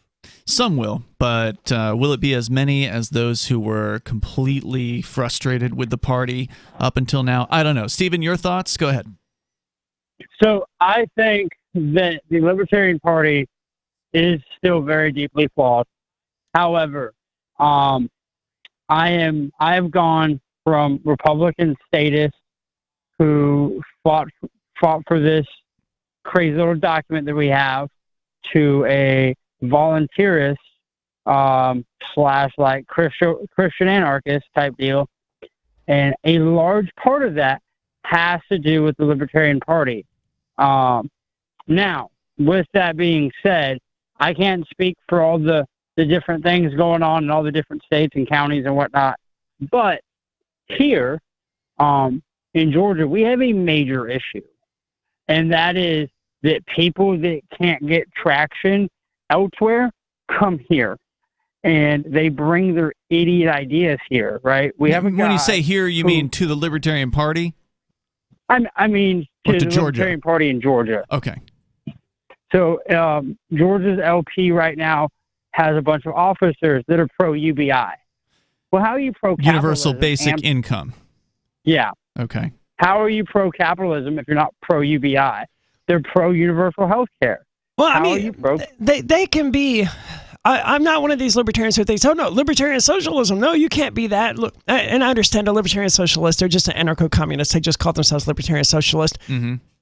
If they want to have a voluntary way, a freedom-oriented way to have UBIs and universal health care and all of this other crap, I don't care, and I don't see any reason why it couldn't work. The issue is, do they want to force people to be taxed to pay for this UBI and for the universal health care? Well, the first place that I ever heard of a UBI, the first place was reading Robert Heinlein, and the second place was in the context of a guy named Henry George. And the thing about Georgism is the Georgists advocated a single tax, and they advocated most of the revenue from that tax, like 90% of it, be used for a universal basic income. The thing about it is, if you used enough, if you didn't use that much land, and none of us use that much land, then you could ignore the whole game and say, okay, well, you're giving me this UBI, you go ahead and take my taxes out of that, and whatever's left, give it to somebody. I don't know. And then you can just completely ignore the fact that there's a government. Yeah, I mean, I'd be all right with that.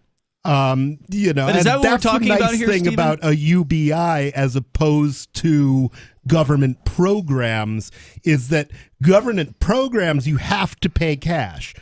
With the UBI, you can just say, yeah, okay, pay my taxes out of my UBI and leave me out of the whole shooting match. Is that what we're talking about here, Stephen? People who are talking about a voluntary UBI, or are we talking about people who want to use taxes?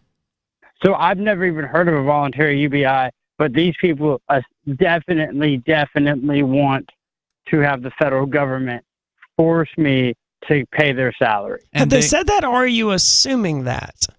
No, they haven't said it. They haven't said, hey, we need you to pay someone else's stuff.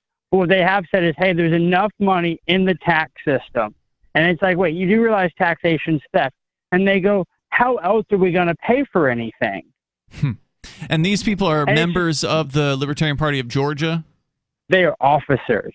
Well, that's unfortunate. Well, the Libertarian Party is mostly minarchist. It always has been.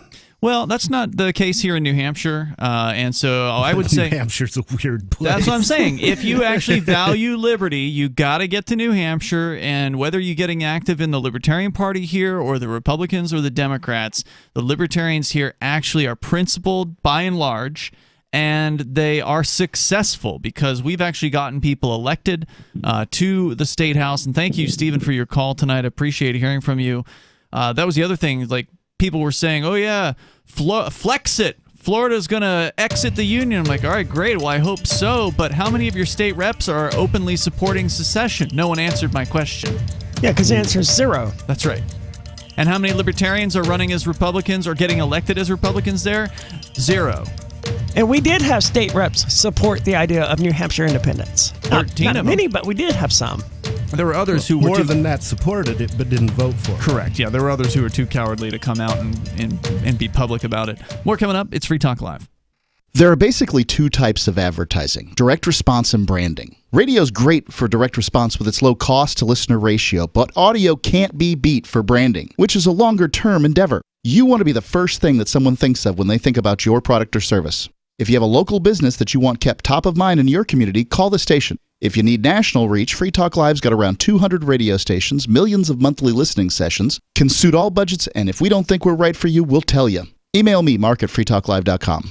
After a devastating war, the alien visitors were driven back, and their willing human collaborators were left behind to face the music. When Emma Jean Anderson's ex-lover springs her from prison, Nathan Foster and his 14-year-old nephew Ben are tasked with bringing the pair to justice. An easy enough job until they discover something is inside Emma Jean, and the fate of the planet hangs in the balance. The Family Business by Mike Coopery from BaneBooks.com. Looking for a great real estate investment? Consider New Hampshire, which is ground zero for the Liberty Movement. Your first call should be to Mark Worden from Porcupine Real Estate. He's more than just a real estate agent. He's your New Hampshire concierge. Where are the best places to live? Do you want farm, city, the burbs, or forest? Do you want a duplex or multifamily building so that renters pay your mortgage? There are homes in all price ranges in New Hampshire, and Mark can help with financing too. Invest in Liberty and property. Mark Worden can help. PorcupineRealEstate.com. Are you tired of governments around the world killing innocent people? Stop using their money. There is an alternative. Bitcoin is a stateless, free market, non-political currency. Bitcoin is money that cannot be inflated or controlled by any state. By continuing to use their money, you're perpetuating the killing. Stop doing it. You have an incredible alternative available to you now. Learn it, use it, spread it. Get started with Bitcoin at Bitcoin.com. It's Bitcoin.com. This is Michael Dean from the Freedom Fiends. I've run websites since 1996 and have used over a dozen web hosts in that time. AgristHosting.com is the only one that hasn't broken my heart. Agrist Hosting's uptime and service is stellar, and their DDoS mitigation is the best I've seen. That's important because if you tell the truth in this world, you'll ruffle feathers. And some people will try dirty tricks to silence your voice. No matter what the haters hit us with, Agrist Hosting keeps our websites online. If you have a mission-critical commercial presence or a world-changing activism site, you cannot tolerate any skullduggery. So go with AgristHosting.com. Have a WordPress or blog site, but you're not satisfied with performance or uptime? Or just want raw hosting? Want to pay with Bitcoin? Agrist Hosting specializes in high-performance hosting with personalized service. Go to AgristHosting.com and click on the button that says Get Hosted.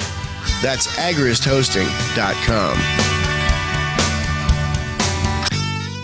Tired of cancel culture? Sick of mega tech corporations holding an axe over your head? Join the LRN.FM Matrix chat server. It's self-hosted, so no one else can tell us what to do or say. Don't like the existing channels? You can make your own. You can even connect into some of our channels from other Matrix servers. It's federated. For the full LRN.FM Matrix experience, though, you should join our server via the step-by-step instructions at chat.lrn.fm. Chat.lrn.fm. So you've signed the Shire Society Declaration and are planning your move to New Hampshire to be around more liberty-oriented people. Next, sign up for the Shire Society Forum at forum.shiresociety.com. There are a bunch of people there who are already in the Shire, and they want to meet you. If you're already in the Shire physically, you should also come by the forums. Remember, not everyone uses Facebook. New people are signing up for the Shire Society Forum every month, so drop in and say hello at forum.shiresociety.com. Our Matrix server is about as free as internet chat can be. Join the existing rooms or create your own at chat.freetalklive.com.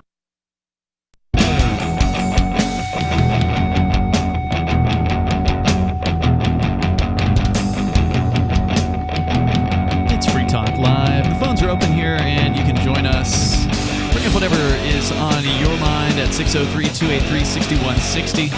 Coming up, Florida cops arrest a boy, age about 10 years old, for sending a text message or two.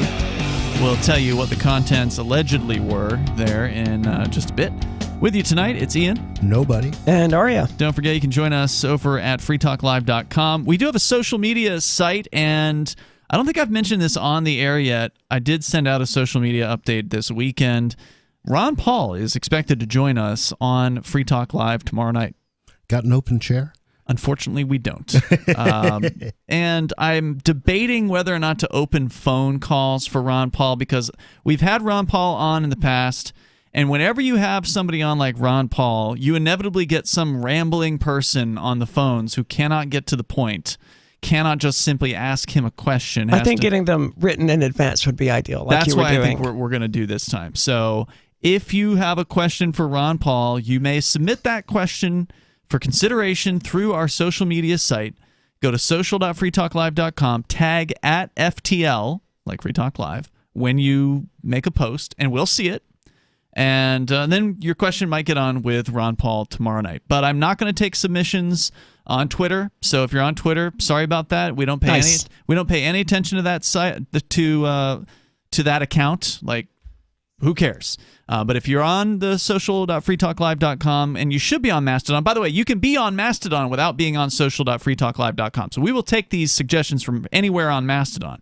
You just have to tag the FTL account at social.freetalklive.com. And we'll see that because Mastodon is what they call federated, where each Mastodon instance is connected or can be connected. Sometimes they disconnect if they don't want to be associated with us or whatever. But each Mastodon instance is connected with the others, and so therefore you don't have to have an account on our server to follow us or to interact with Free Talk Live hosts. And so that's what you got to do if you want to get a question for Ron Paul. However, you cannot be on Truther or whatever Donald Trump's little platform is called because I believe they don't federate with anyone. Yeah, although it is Mastodon, platform. As you point out, they're not federated with people. Yeah, Gab federates. Did they? Yep. Okay, I wasn't sure if they did. Good for them. Good to know. All right, so check that out at social.freetalklive.com. We're going to go to your calls and thoughts. Sarah is on the line in New Mexico. Sarah, you're on Free Talk Live. Oh, yes. So I've been told that for L.A. County, they're going to go back to mask mandate. And so did Philadelphia went back to mandate in the schools. So when you say that, all I see here in the news is that they're talking about bringing it back on public transportation, or that they have brought it back. Go ahead, Sarah. Public transportation only, and then what about indoor public places? Like, what are they talking about? Are they talking about schools in LA County? And I know they did that in Philadelphia. Also, the mask mandate for inside the schools. It's amazing that they do that in schools since kids are at almost no risk of COVID, and they're at very little risk of transmitting it to teachers. They never had masks in the schools in Sweden, for example, and they had 0 child deaths from COVID, and teachers in the schools were actually less likely than the general public to get COVID. So it's really interesting that they take the most vulnerable people, the people who can least defend themselves from these draconian mandates, and they force masks on them, even though they're at no risk. They're legally prohibited from defending themselves. Children have no rights until they reach the age of adulthood. That's one of the most screwed up things in the United States. They can't even not show up because they'll get thrown in jail. But you know what? Don't they have children that have immune-compromised children, like diabetes, and they have weight problems? So it's okay since it's only a small population. Well, I mean, obesity is definitely a risk factor with COVID. Right. For children? With asthma, I mean, there really aren't any risk factors for children because children don't have any risk, but lack of exercise. That's a bigger killer for sure. Look at it. There's a lot of kids I see on TV that did come down with COVID, and they died from COVID. And I'm sure there's a minuscule number, but you're saying that you are an authorized doctor. You don't even have a medical degree. Nobody. Do you have a medical degree? Do the people who are making medical decisions for other people and forcing them on them, do they have medical degrees? Well, my doctor, hold on, Sarah, my doctor does. He's got a medical degree, and he thinks that a lot of this COVID stuff is a bunch of garbage. My doctor agrees. Well, you know what? Those are your doctors that you choose to go to, okay? Right. So the thing is that in Isn't it nice our reality, to have choices? There's more people that want to have masks. They want to take I don't see that. If they wanted to have masks, you wouldn't have to force them. That's not what I see around now. Maybe it's different there in Albuquerque. Sarah, people cheered the very moment the federal travel mandate mask thing was lifted. People, in the middle of their flights, they made these announcements over the flight radio, and people cheered and ripped their mask off. You cannot sit there and say that people want their masks when they're cheering about the final eventual removal of them years later. And some people do. Some people want to walk around in a hazmat suit. Some people are scared of their own shadows. Like the guy who shot up Brooklyn. Yeah, but they shouldn't have the right to force it on others, and nobody should have a right to force them to take their masks off. Well, this is a public safety hazard. You know, it doesn't matter what your feeling and your opinion of two people. The police are a public the whole safety entire hazard. Public. Okay, look at this. What And is it's the not fair for public, people Sarah? that- Who am I threatening by not wearing a mask? Well, those people that are older, immune compromised, that have health They problems, should stay home. underlying. I don't think they I not can have wear a any mask. lives because you guys want to have no masks because those people that are in good health. that's with the way good it works. immunity- If you're Oh, crippled yeah. and you are going to die if you encounter some sort of germ or whatever, you should be in a damn clean room 24 hours a day and constantly, monitoring where you touch and being a germ freak or whatever. Yeah, but for the rest of us, we should be free to take a risk. It sucks for a bubble have boy who's something got to no you. immune system or whatever, and he has to live inside of a bubble. But that doesn't mean I should have to live inside of a bubble either. It sucks for him, but me being in a bubble is not going to make his life any better. Sarah, when you go to the grocery store there to spend your EBT card, what do you see as far as what percentage of your fellow Albuquerqueans are wearing masks? Well, you know what? I think maybe. Well, it depends on what kind of store I get. Usually I see maybe 2 or 3 other people inside the store. Out of how many? That are older. Out of maybe 15 people shopping or 20 people. So less than half. Well, less right, than that's half. correct. Yeah, so that's proof that you're wrong. I mean, you made the statement earlier that people want this, and if they wanted it, they'd be wearing the masks, even when there wasn't a mandate. Yeah, if you're scared, you're going to protect yourself. Thank you, Sarah, for the call tonight. You can join us here. The number is 603-283-6160. Just to clarify her call, LA County is mandating it again on public transportation. UCLA apparently is also mandating it back on campus, but that's about as far as it's going at the moment. That will change, likely. More coming up. It's Free Talk Live. We have some good news. The indictments against Ross Ulbricht in the District of Maryland were dismissed with prejudice, meaning they can never be refiled. This is especially good because those indictments contain the only charge ever made that Ross engaged in murder for hire. This was a serious allegation that Ross Ulbricht denies. It was never prosecuted or ruled on by a jury, but was trumpeted by the federal government and the media as if it were proven fact. The Maryland court held these indictments for almost 5 years, poisoning Ross's case and leaving him under a cloud of unproven allegations. As explained in Ross's appeal to the Supreme Court, the fact that the judge used these allegations to give Ross a draconian sentence of double life without parole violated his Sixth Amendment right to a jury trial. Judges are required to issue sentences based on convictions decided by a jury, not unproven allegations never even charged at trial. Although this is a positive development, the dropped indictment will not set Ross free. Now, a presidential pardon is Ross's only hope of freedom. Sign the petition at freeross.org. freeross.org. From Feature Story News in Washington, I'm Simon Marks. The European Union says agreement has been struck by member states to end immediately 2/3 of Russian oil exports to Europe. Additionally, Russia's enormous Sberbank is to be denied access to the SWIFT interbank messaging system, and 3 more Kremlin propaganda channels are to be banned from the EU. All that, of course, a fresh response to Russia's invasion of Ukraine.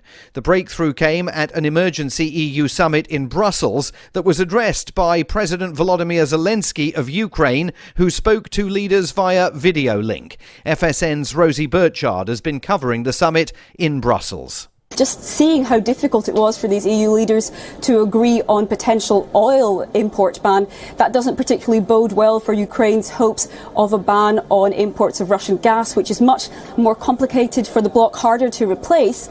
But of course, Ukraine saying that without that really damages its chances of emerging successfully from this war, which rages on in Ukraine. And a French journalist was killed in Ukraine on Monday. Frédéric Leclerc-Imhoff was a 32-year-old reporter with news channel BFM. He suffered a shrapnel wound in the eastern city of Severodonetsk. In other news, President Biden has told reporters that he cannot dictate when it comes to changes in gun laws in the United States. Returning to the White House for the first time since his visit with grieving families in Uvalde, he called for congressional action to restrict the sale of automatic weapons like the AR-15 assault rifles used last week in Texas and earlier in the month in Buffalo. He said he has not spoken to Republicans in Congress about gun reform, but believes that what he called rational actors in the party may now be willing to entertain some changes in the law. When he departed Uvalde on Sunday, a crowd yelled at the president, urging him to do something about guns, and he assured them that he will. France says there was industrial-scale ticket fraud at the Champions League final in Paris on Saturday. The British government is calling for a full investigation, with many fans from Liverpool disputing the version of events being put forward by the French. From FSN's London bureau, Ollie Barrett with more. France's sports ministry convened a meeting on Monday with European football governing body UEFA, as well as police, stadium officials and the French Football Association. At a press conference afterwards, French Sports Minister Amélie Oudéa-Castéra claimed many of the problems were caused by thousands of fans with fake tickets. The root cause of all that was the volume of false tickets or persons without any tickets. But the numbers of Liverpool fans French officials claim arrived with fake tickets are disputed by Liverpool supporters and British journalists who were at the game. From bureaus worldwide, this is FSN. You can stick it to the man and big tech. Join our FTL social mastodon at social.freetalklive.com.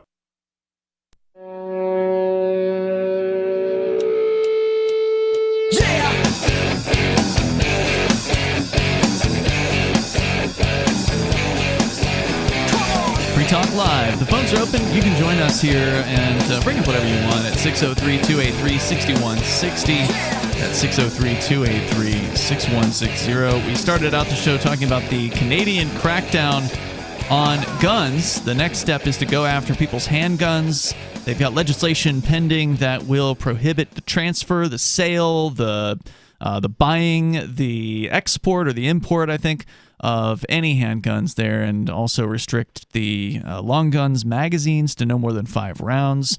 And that includes all previously existing. There will be no grandfathering in of magazines. So if you have a magazine that is greater than 5 rounds in Canada, if this legislation goes through, then it will become a crime to possess that unless you modify it within whatever window of time they're going to give for that. So it's a good time if you're Canadian to, 1, have a boating accident, and 2, buy a 3D printer.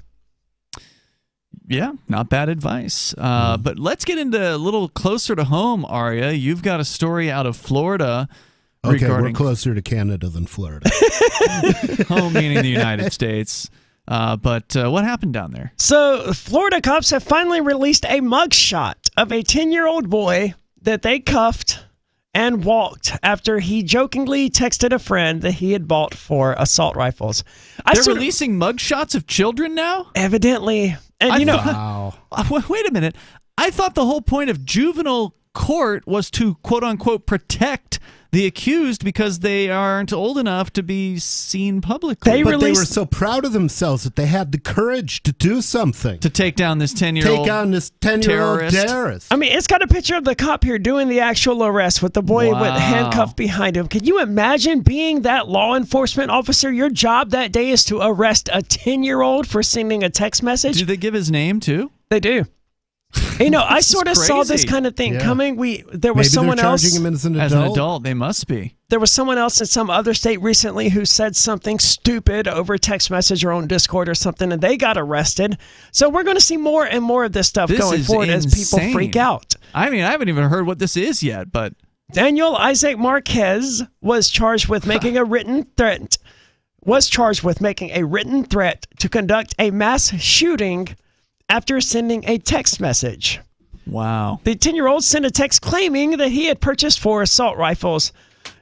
And they break it down into bullet points. He's 10 years old. He is 10 years old, man. That just straight up mugshotted this 10-year-old kid. I can't believe it. How is it a threat to say that you've purchased an assault weapon? Well, see, that's it. It doesn't have to be a credible threat anymore because they're so paranoid about school shootings. Grammatically, that's not even a threat. That's just a brag. Yeah. Well, I haven't gotten into the full, details of what the kid said or anything. I would argue that what he said wasn't a threat anyway. But the idea of a credible threat used Not to credible. be a thing. Yeah, no. But it isn't now because the prospect of a school shooting is just so great that police have convinced themselves and the public that we have to consider that every threat is a credible threat. Well, if this kid wasn't a school shooter candidate before, he certainly is more of one now because he's going to have a huge chip on his shoulder for the police. I can't say I and the blame him, system. man. He's 10 years old and they arrested him. Yeah. Lee County Sheriff Carmine Marcino, who touts himself as Tough Florida's, guy. quote, law and order sheriff, defended publicly exposing the juvenile by saying, quote, a child pulling a trigger equals the same aftermath. Presumably as an adult. What trigger did he pull? He didn't pull any trigger. He triggered the leftists, I guess. He triggered the cops. Daniel Isaac Marquez, 10, was arrested Saturday and charged with making a written threat to conduct a mass shooting after sending a text about Patriot Elementary School. The boy's alleged text read, I scammed my friend, and included a Google image of money, according to his arrest report. I bought this, he added a few seconds later, and included an image of 4 assault rifles. Marquez then stated, get ready for Water Day, referencing a recent school-sponsored event in which students participate in water activities like playing in sprinklers. And that, from what I can tell, is the totality of the threat. That's not a threat. No. No. But even if he had Get said... ready for Porkfest. Is that a threat? Even if this kid had said, I'm going to shoot up the school on Water Day, it's not a credible threat. No, I don't think it is. But he didn't say that. He has That's incredible. He has a picture of 4 assault rifles. And last I checked, you can't hurt anyone with a picture of a weapon. And he said he bought 4 guns? After scamming someone out of a large amount of cash that was a Google image search. They're charging this kid. I mean, we're laughing at it, but this is absolutely insane. It's absolutely terrifying. And now, think of all the dumb crap that you did as a young person, right? I'm scared too. And just think, I mean, we've talked about how insane these schools have become over the years. I remember a story about, I don't even know how long ago it was, but kids are getting in trouble now for doing what we would have considered just the most innocent pranks back in the day. Like, how many of us have been on a school bus where somebody mooned out the window? I know that's happened. I never rode a school bus. I can't think of anyone ever mooning anyone out of the school bus window, but I'm not surprised it happens. I mean, it's a totally juvenile thing to do, right? What, are people getting charged for like child porn or something? People get charged for stuff like that now. In my day, we had to walk to school 30 miles in the snow, uphill both ways. So this kid described wads of cash and, quote, get ready to commit a mass shooting, says Sheriff Marcino. That's not what he said. No, we don't wait 1 second. We investigate every threat as if it's real. Every single threat is real. Every threat is real until you... every statement as if it were a threat. Every threat is real until you prove it's not. Well, that's not how it's supposed to work, officer. You're supposed to prove the guilt of the person you're accusing. But this is the backwards-ass world that we're living in now. They literally are trying to turn everything on its end. Due process has been completely eliminated, or in this case, reversed. Now he's saying this kid has to prove that it wasn't a threat. The sheriff also commented on the boy's very public arrest, saying that fake threats result in real consequences. I did a campaign, fake threat, real consequence. Well, I understand the boy is 10 years old. His brain's not fully developed. He's a juvenile. I have to tell you, when a 10-year-old presses a trigger, which presumes that he has a gun, and he in fact had a picture of a gun, the aftermath is the same regardless of the age, the sheriff explained. He also warned... What happens when a picture of a 10-year-old pulls a picture of a trigger? No one gets hurt, but someone gets arrested. So I guess they get hurt. What I want to know is, to whom did he send this text message? Some friend of his, apparently. He was not a friend. I would agree. Either that or, a friend's mom got a hold of the phone or something like that. That's what I want to know is, how did the school or the police become aware of this text message? Somebody snitched. All it says was he sent the text. It doesn't say who it was to or anything like that.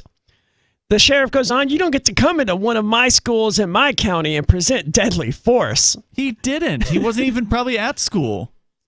Because we meet deadly force with deadly force without 1 second, without hesitation. So he's more or less threatening to kill a 10-year-old kid here over sending a picture of a gun.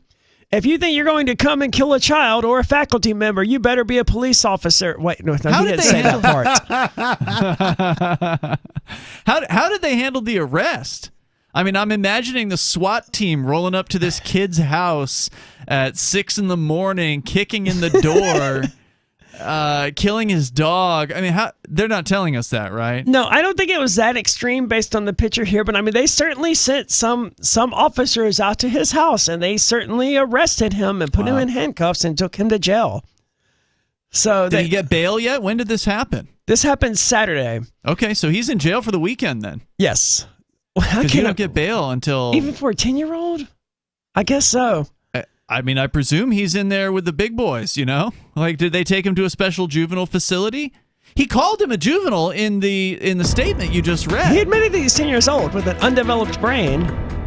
But yet they're going ahead... Sounds like that sheriff has an undeveloped brain, They're too. plastering this kid's picture all over the place, and they didn't say he was charged as an adult, but... They're throwing his name around everywhere as well. It's crazy. We got more coming up here if you want to weigh in. The number 603-283-6160. Florida, the free state. No, it's a police state there. Always has been, at least for my lifetime. More coming up. Join liberty-minded voluntarists, anarchists, and libertarians from June 27th through July 3rd for the 6th annual Fork Fest at Rogers Campground in the beautiful White Mountains of New Hampshire. Fork Fest is a fork of the Porcupine Freedom Festival, which sold out for the first time in 2021. Fork Fest takes place the week after Pork Fest, but Fork Fest is decentralized, which means that there's no ticket cost and no one is in charge. All you have to do to join the fun is reserve your camping site, RV site, or motel room with Rogers Campground for June 27th through July 3rd. There's no better place to celebrate Independence Day than around other freedom-loving activists in the Shire. You can find out more at the unofficial website, forkfest.party. You can also connect with other attendees on the Forkfest Telegram and Matrix chat rooms, as well as the Forkfest Forum. You can find links to those at forkfest.party. We hope to see you there. Forkfest.party.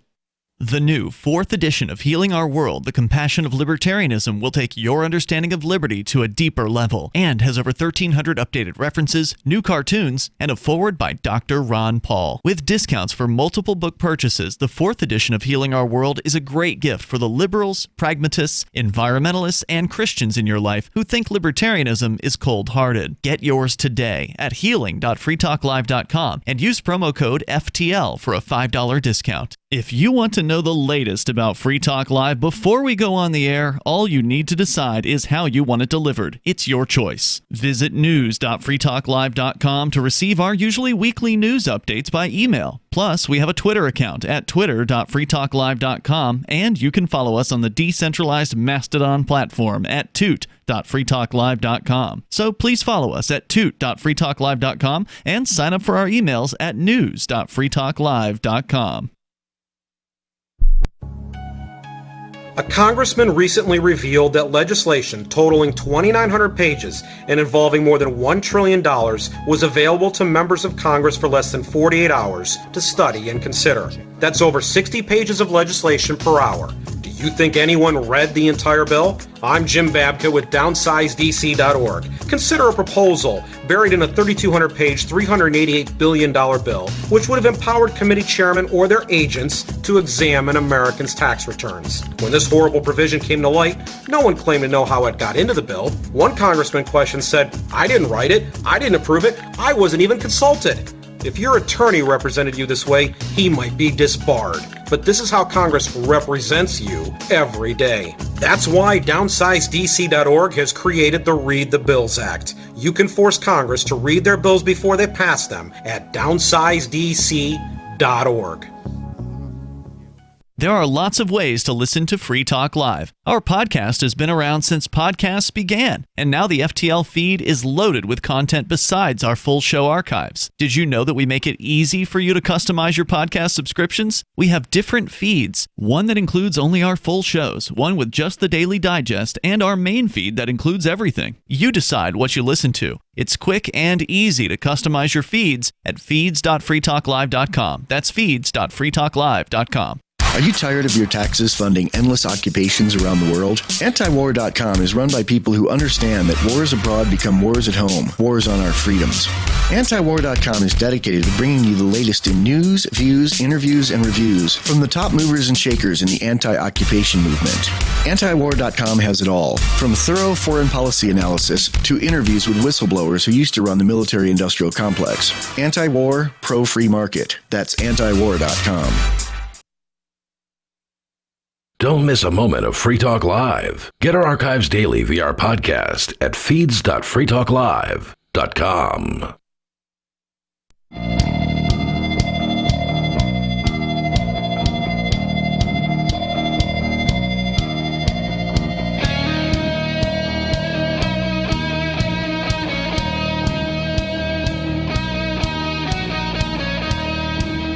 This is Free Talk Live. You can join us here. The number is 603-283-6160. That's 603-283-6160. It's Ian Nobody and Aria in the studio here tonight. We're talking about an attack against a 10-year-old boy by the sheriff's department there in whatever the hell county of Florida it was. I didn't catch what area it was, but they're all bad because Florida is a police state. People trying to say Florida's a free state, it's absolutely ridiculous. This kid, 10 years old, has been charged, we presume as an adult, because they're telling us his name. They're posting official video. Like this video that we just watched during the break. I don't know if you saw it, Aria, but Bonnie and I did not, but I can imagine that. You know those pictures you see on social media of cops like standing around after a drug bust, and it's like a half an ounce of weed or whatever, and like $36, and they're like, look at us cleaning up the tough streets. This is the human equivalent of that. It's like a perp walk kind of video where they're outside of whatever the hell. Again, I don't know what county this is here. Lee County, Florida. They're outside of the sheriff's office, and there's a camera person outside. I at first thought, oh, this was a news person or something that got this footage. No, it's branded with the sheriff's star at the bottom of the screen. So this is an officially released video from the sheriff's department, 22 seconds of a sheriff's department officer coming out with this 10-year-old boy in handcuffs. Oh, I do have that video. Yeah, wearing Crocs as he comes out. So I don't know if they issued him the Crocs in the sheriff's department or if he was arrested. They look like they're too big for him. Wearing the Crocs. He's got his hands cuffed behind his back, is put into the back of a sheriff's cruiser.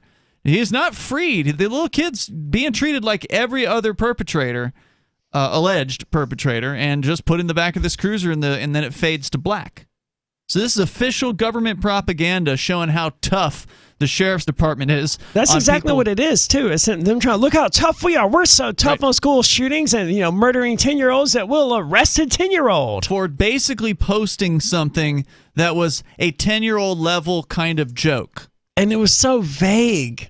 In no universe is that going to be construed as a threat by any reasonable jury.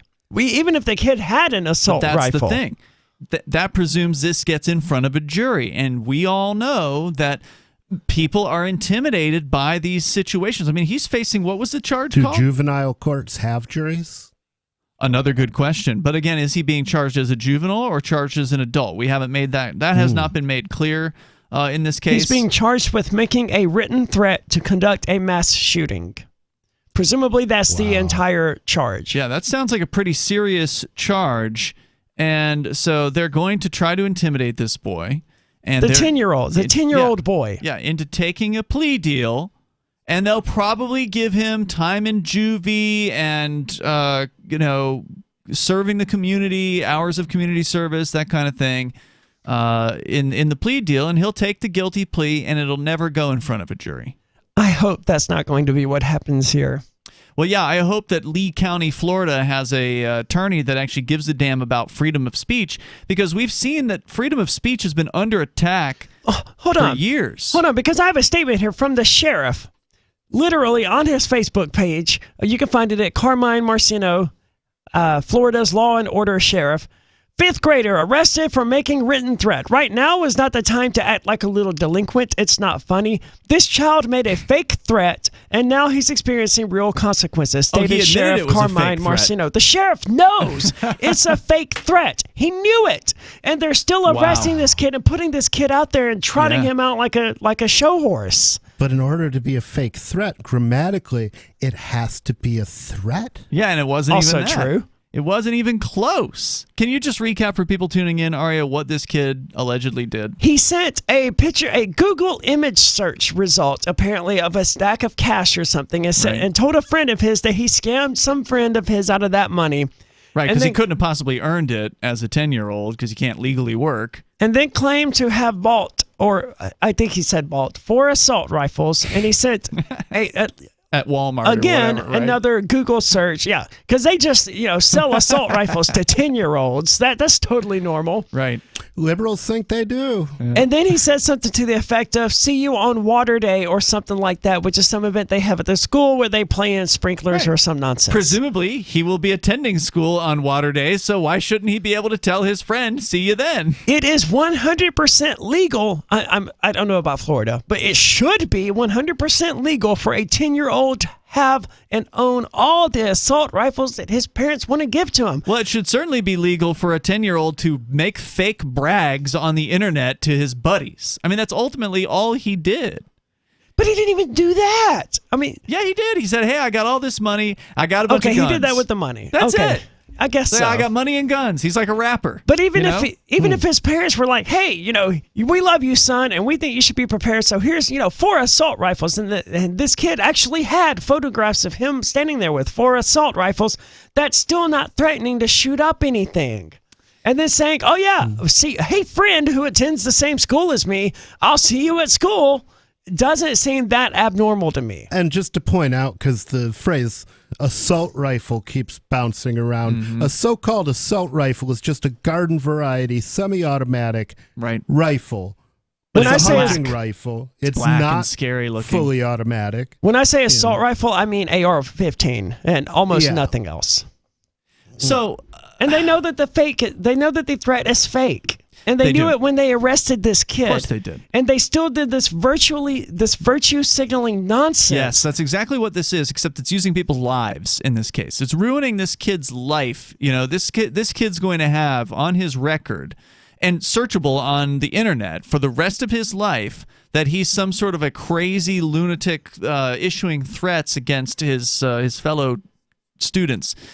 And this isn't the first time stuff like this has gone on in the last 20 years we've been doing this show. In the last week alone, something like this happened, where a girl was going to attend her she was 18 years old. She was going to attend her prom or whatever. She joked about wearing a bomb to the thing, and now she's facing charges. Can't do that.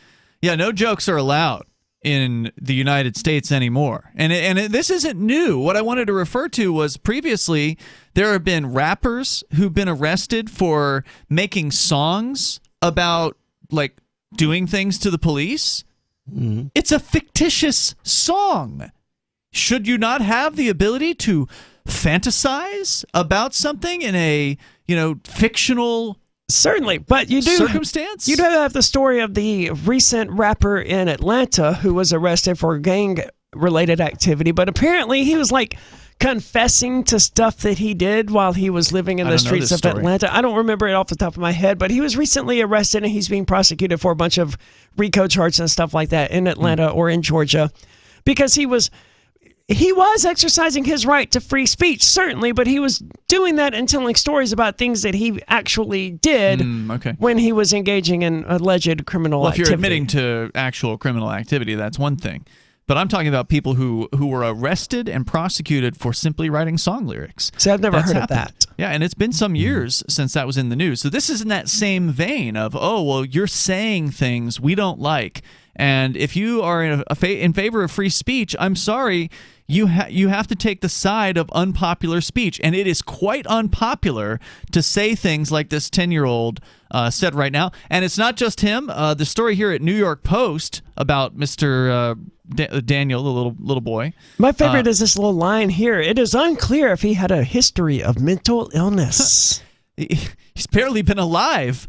Corey Anderson, aged 18, also in Florida, from a town called Lutz, was arrested this weekend. So 2 arrests. You got this 10-year-old, and then a day later, 18-year-old arrested after making a, quote, online threat while posting photos of himself with what appeared to be a rifle, handgun, and tactical-style vest.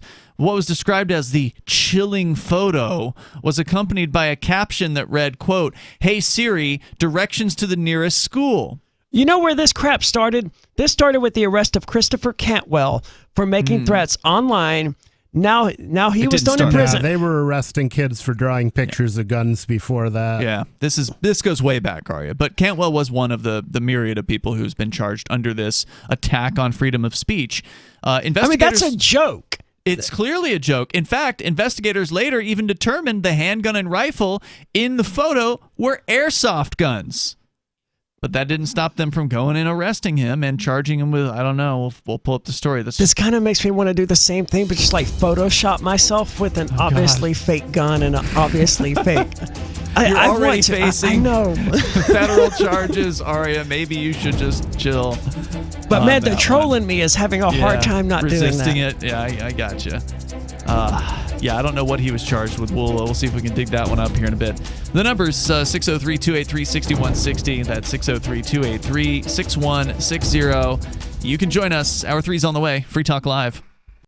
What if you want to hear the latest episode of Free Talk Live, but all you have is your phone, you forgot to download our archive, and you have no data connection? You can call our Listen line at 641-793-0191. That's a long-distance number, so you may incur charges. If not, listen as long as you want. 641-793-0191. The Free Talk Live Listen line, 641-793-0191.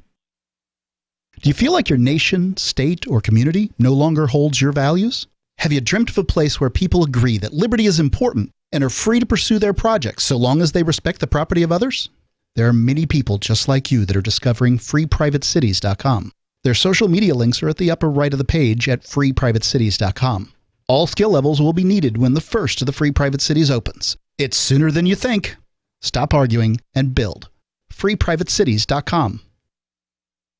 I'm crazy about My Magic Mud. This is the most important oral care product created this millennium, and I'm not kidding. We all have different opinions on politics and issues, but we all have mouths. And I want yours to be as clean as possible, with teeth as bright as they were meant to be. I will never be without My Magic Mud. It's a little surprising, but man, does it work. If you only listen to one thing I say ever, go to mymagicmud.com and get 20% off with code FTL. mymagicmud.com, code FTL. Tired of cancel culture? Sick of mega tech corporations holding an axe over your head? Join the LRN.FM Matrix chat server. It's self-hosted, so no one else can tell us what to do or say. Don't like the existing channels? You can make your own. You can even connect into some of our channels from other Matrix servers. It's federated. For the full LRN.FM Matrix experience, though, you should join our server via the step-by-step instructions at chat.lrn.fm. chat.lrn.fm. You're listening to the live edition of Free Talk Live. Hour number 3 is next after the news here on the Liberty Radio Network at LRN.FM. From Feature Story News in Washington, I'm Simon Marks. The European Union says agreement has been struck by member states to end immediately 2/3 of Russian oil exports to Europe. Additionally, Russia's enormous Sberbank is to be denied access to the SWIFT interbank messaging system, and 3 more Kremlin propaganda channels are to be banned from the EU. All that, of course, a fresh response to Russia's invasion of Ukraine. The breakthrough came at an emergency EU summit in Brussels that was addressed by President Volodymyr Zelensky of Ukraine, who spoke to leaders via video link. FSN's Rosie Burchard has been covering the summit in Brussels. Just seeing how difficult it was for these EU leaders to agree on potential oil import ban, that doesn't particularly bode well for Ukraine's hopes of a ban on imports of Russian gas, which is much more complicated for the bloc, harder to replace.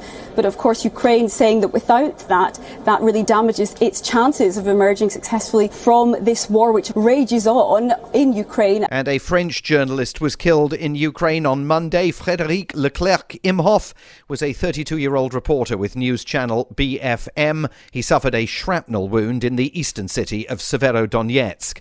In other news, President Biden has told reporters that he cannot dictate when it comes to changes in gun laws in the United States. Returning to the White House for the first time since his visit with grieving families in Uvalde, he called for congressional action to restrict the sale of automatic weapons like the AR-15 assault rifles used last week in Texas and earlier in the month in Buffalo. He said he has not spoken to Republicans in Congress about gun reform, but believes that what he called rational actors in the party may now be willing to entertain some changes in the law. When he departed Uvalde on Sunday, a crowd yelled at the president, urging him to do something about guns, and he assured them that he will. France says there was industrial-scale ticket fraud at the Champions League final in Paris on Saturday. The British government is calling for a full investigation, with many fans from Liverpool disputing the version of events being put forward by the French. From FSN's London bureau, Ollie Barrett with more. France's sports ministry convened a meeting on Monday with European football governing body UEFA, as well as police, stadium officials and the French Football Association. At a press conference afterwards, French Sports Minister Amélie Oudéa-Castéra claimed many of the problems were caused by thousands of fans with fake tickets. The root cause of all that was the volume of false tickets or persons without any tickets. But the numbers of Liverpool fans French officials claim arrived with fake tickets are disputed by Liverpool supporters and British journalists who were at the game. From bureaus worldwide, this is FSN.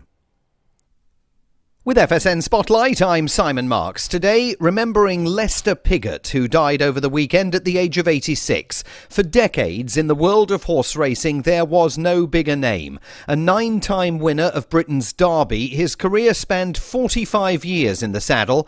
He rode 4,493 winners in Britain, 850 elsewhere, including the USA, Ireland, Singapore and Hong Kong. He was a complete phenomenon. And uniquely gifted and a most peculiar, amazing guy. Bruff Scott is the former legendary racing commentator for ITV in Britain. It's impossible to exaggerate what a shadow he cast across the racing world. He was 12 when he rode his first winner. He was 15 when he rode in the Derby for the first time. He was 16 when he was second in the Derby. He was 18 when he first won it.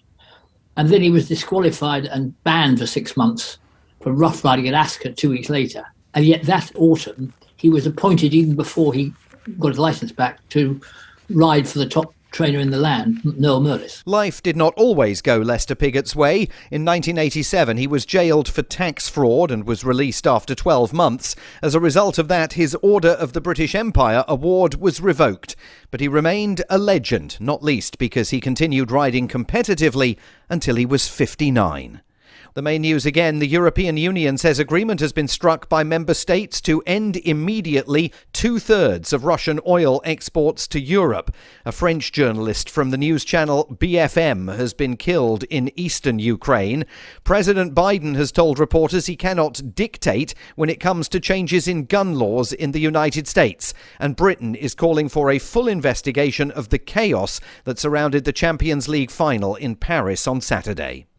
And that is the latest feature story news. Simon Marks reporting. And in a surprise announcement this morning, U.S. Deputy Surgeon General Greg Paulson stated that, quote, "It's fine to smoke cigarettes if you only smoke while drinking." The Deputy Surgeon General has called a press conference to discuss the shocking findings, which began just moments ago. Let's go live to that now. Was there a particular study this report was based on? Look, that determination was made after considering that someone who only smokes when at bars or parties ends up smoking maybe 15 cigarettes a month, while regular smokers are smoking 150 to 200 cigarettes each week. So we feel that it's just obvious that as long as you don't actually buy the cigarettes and you only smoke them while consuming the alcohol, then the risks of getting lung cancer are basically mostly negligible.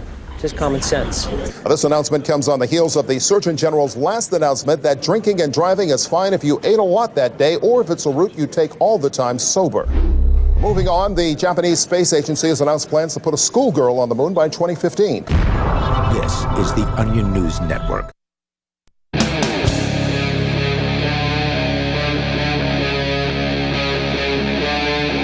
Free Talk Live. It's Free Talk Live. Phones are open, and we'll take your calls and thoughts about whatever's on your mind. The number is 603-283-6160. That's 603-283-6160. Here tonight, it's Ian. Nobody. And Arya. We're going to go back to your phone calls and thoughts. We've been talking about the crackdown that continues on freedom of speech. If you make a joke, that's, a tacky joke, no doubt about it, but jokes don't have to be concerned for what other people think generally. The best jokes are the tacky ones. Dark humor is better than tacky humor, but tacky's still pretty good. You know what Stalin said? Dark humor's like food. Not everybody gets it. We're going to go to your calls, but we do have a little bit more about the other guy in Florida who was arrested. So a Florida boy and a Florida man arrested over the weekend for making jokes, not threats, but jokes about school shootings, and they're now facing terrorism charges. We'll share a little bit more about that story, but Olivia is on the line in Arizona. Olivia, go ahead with your thoughts. Do we lose Olivia? Olivia going once. Olivia going twice. Too bad. That's unfortunate. She's always a pleasure to talk to. Yeah, she usually has something interesting to say. The number is 603-283-6160. Corey Anderson is the other guy's name. So, Aria, you had brought in a story about a 10-year-old boy, which is insane, Daniel Isaac Marquez, who posted somewhere, maybe sent it in a text message to a friend or something like that. He posted a picture of some money found on Google image search. The most insane thing is, are the cops going to, investigate him for, running some sort of romance scam or something like that? He scammed someone out of all of this money, right? Yeah. They might as well. Look, if they don't open that investigation against them, then they're just hypocrites, They're right? not doing their job. And right? I know they don't have an issue being hypocrites, but if they're investigating this kid for the alleged threat, which wasn't even a threat, what about investigating him for the actual crime that he claims to have admitted, which is defrauding someone out of massive amounts of money, man? So then he claims that he has all these guns that he bought with the money that he allegedly scammed from someone. Again, he's 10 years old. And investigate him for money laundering, apparently. And then they charged him with a very similar charge here. Let's see. I don't have the charge of the boy in front of me. A written threat. Yeah, to like conduct a mass shooting or something along those lines. And now a slightly older gentleman, Corey Anderson, age 18, was arrested Sunday at home in Lutz, Florida, after posting photos of himself with what appeared to be a rifle, handgun, and a tactical-style vest, and a caption that read, quote, "Hey Siri, directions to the nearest school," unquote. Which is so obvious. It's a joke. In bad taste, but it's still obviously a joke. A subsequent investigation then determined that the guns were actually airsoft rifles, which shoot pellets rather than bullets. The sheriff in that county said his name is Chad Cronister. It's also not a threat. There are valid reasons why an 18-year-old would need to know or want to know where the nearest school is. Maybe he's about to have a kid. Maybe he's thinking about starting a family. We don't know. The fact that he's wearing, the fact that he's carrying guns when he asks this question does not constitute a threat. Tough Guy Sheriff Chad Cronister said this type of threat is unacceptable. This man intentionally instilled fear in our community as a sick joke. But be warned, this is no laughing matter. Protecting our students is our greatest priority. That's why they stand outside. Speaking of sick jokes, let's introduce Chad. Yeah. We take school threats very seriously. If you see something suspicious, please contact us immediately. No. Don't contact the police. No one is ever helped by people contacting the police. This person, this 18-year-old now, is facing some BS charge because someone couldn't take a joke and contacted the police. The charge is threatening to conduct a mass shooting or act of terrorism. But he didn't threaten anything. He just posed there with a pic asking a question. Yep.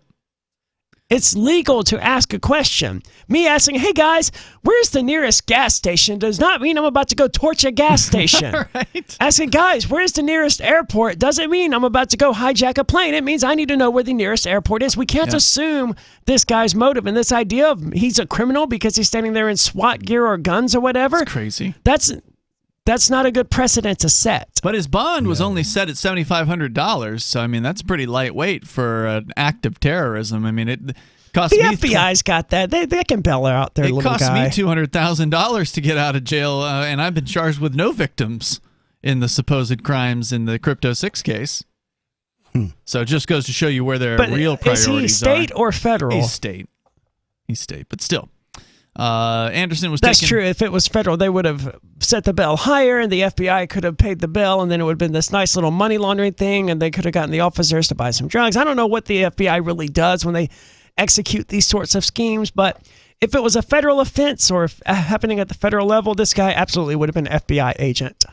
Yeah, this is absolutely insane. It is, again, attack on freedom of speech. And again, if you want to weigh in, the number is 603-283-6160. We've been talking about gun control in Canada, and there's been a lot, of course, of talk about gun control here in the United States. This happens after every school shooting. There's always a huge outcry. Certainly. People say they want more restrictions, and indeed there's a story from, looks like the Washington Post, talking about a Supreme Court justice who has actually suggested, not recently, but in the past, getting rid of the Second Amendment entirely as the so-called solution to gun violence. Well, I mean, obviously I don't support getting rid of the Second Amendment, but at least it would be a constitutional option. You know, it's like the difference By constitutionally, you mean amending the Constitution to get rid of it? Yeah, well, it's like the difference between prohibition and the war on drugs. The war on drugs is straight up unconstitutional because no authority over people's blood chemistry is given to the federal government by the Constitution. But they actually amended the Constitution to have prohibition, so it was stupid, but at least it was constitutional. Of course, it would require 3/4 of the states or Congress, or 2/3, I guess, in Congress to make this move forward. And the odds that something like that will ever happen seem fairly low. That's why they made it hard to amend the Constitution, so stupid people couldn't do stupid things easily. I mean, that's exactly what it is. I don't know if all of these people are stupid, but they're panicking and they're desperate for a solution, just like they were desperate for a solution when Russia invaded Ukraine. And just like then, they didn't care whether or not their idea was going to work, or whether it was a good idea, or whether it was going to make everything worse. Their idea was sanctions. We need sanctions. And that's what they ran with. They threw gasoline on the burning building because it was the only idea they could even come up with.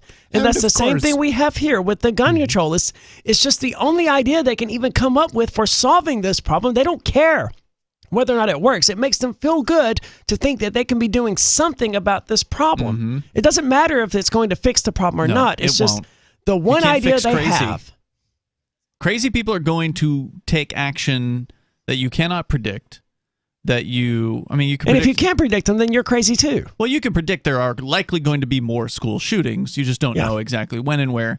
But you don't know what the crazy people are going to do. They are crazy. They will find a way to take people's lives, whether it be remember there were I think some European countries where there were mass stabbings. You know, someone used a bow recently. China, they have mass stabbings, school stabbings also. You could argue that, well, you're more likely to have more people survive a mass stabbing, but you've also had mass vehicular slaughters. That happened too. Yep, and the media is ignoring those when that happens. By the way, when they run a bunch of people down. We need car control. Yeah. No one said that. Oh, there already are licenses for cars, of course. So there's already licenses for guns too. Yeah.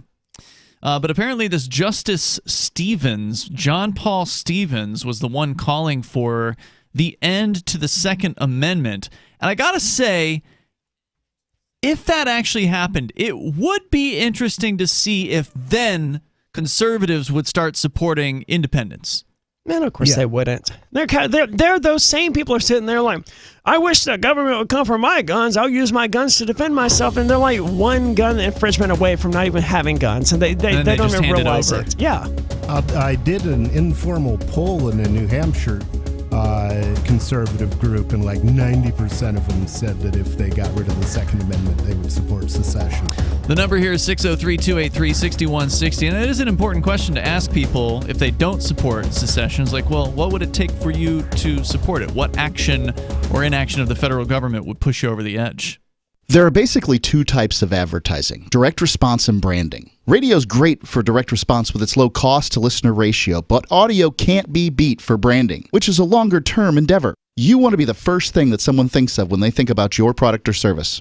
If you have a local business that you want kept top of mind in your community, call the station. If you need national reach, Free Talk Live's got around 200 radio stations, millions of monthly listening sessions, can suit all budgets, and if we don't think we're right for you, we'll tell you. Email me, mark@freetalklive.com.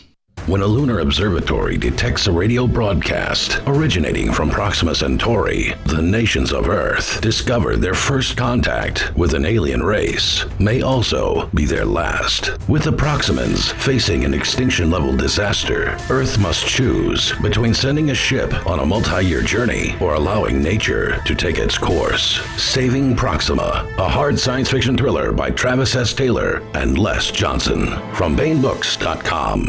Looking for a great real estate investment? Consider New Hampshire, which is ground zero for the Liberty Movement. Your first call should be to Mark Worden from Porcupine Real Estate. He's more than just a real estate agent. He's your New Hampshire concierge. Where are the best places to live? Do you want farm, city, the burbs, or forest? Do you want a duplex or multifamily building so that renters pay your mortgage? There are homes in all price ranges in New Hampshire, and Mark can help with financing too. Invest in Liberty and property. Mark Worden can help. PorcupineRealEstate.com. Are you tired of governments murdering people around the world? Stop using their money. There is an alternative. Bitcoin is a stateless, free market, non-political currency. Bitcoin cannot be inflated or controlled by any government. By using their money, you are helping the state. Stop doing it! You have an incredible alternative available now. Learn it, use it, spread it. Get started with Bitcoin at Bitcoin.com. That's Bitcoin.com.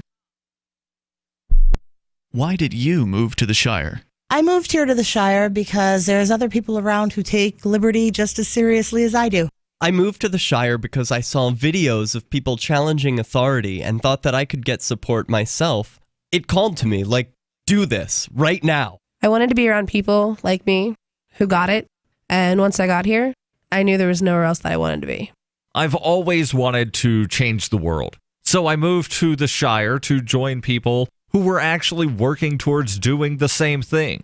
The people here are awesome, loving, and positive. It was for the adventure and for the feeling of something important is happening here, and I just wanted to come to sort of be part of that. Visit ShireSociety.com to read and sign the Shire Society Declaration and learn the reasons why, if you love liberty, you should immigrate to the Shire. Plus, connect with others via the forum at ShireSociety.com. That's ShireSociety.com. If you want to know the latest about Free Talk Live before we go on the air, all you need to decide is how you want it delivered. It's your choice. Visit news.freetalklive.com to receive our usually weekly news updates by email. Plus, we have a Twitter account at twitter.freetalklive.com, and you can follow us on the decentralized Mastodon platform at toot.freetalklive.com. So please follow us at toot.freetalklive.com and sign up for our emails at news.freetalklive.com.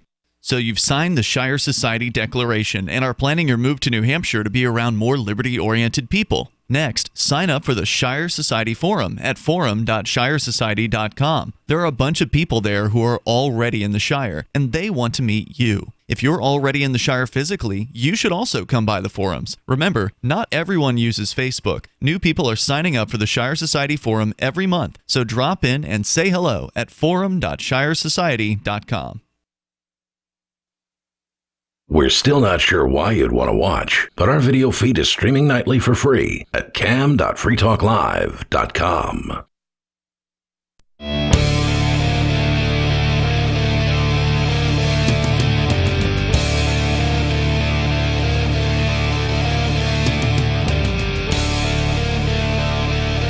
It's Free Talk Live. Phones are open here. The number is 603-283-6160. That's 603-283-6160.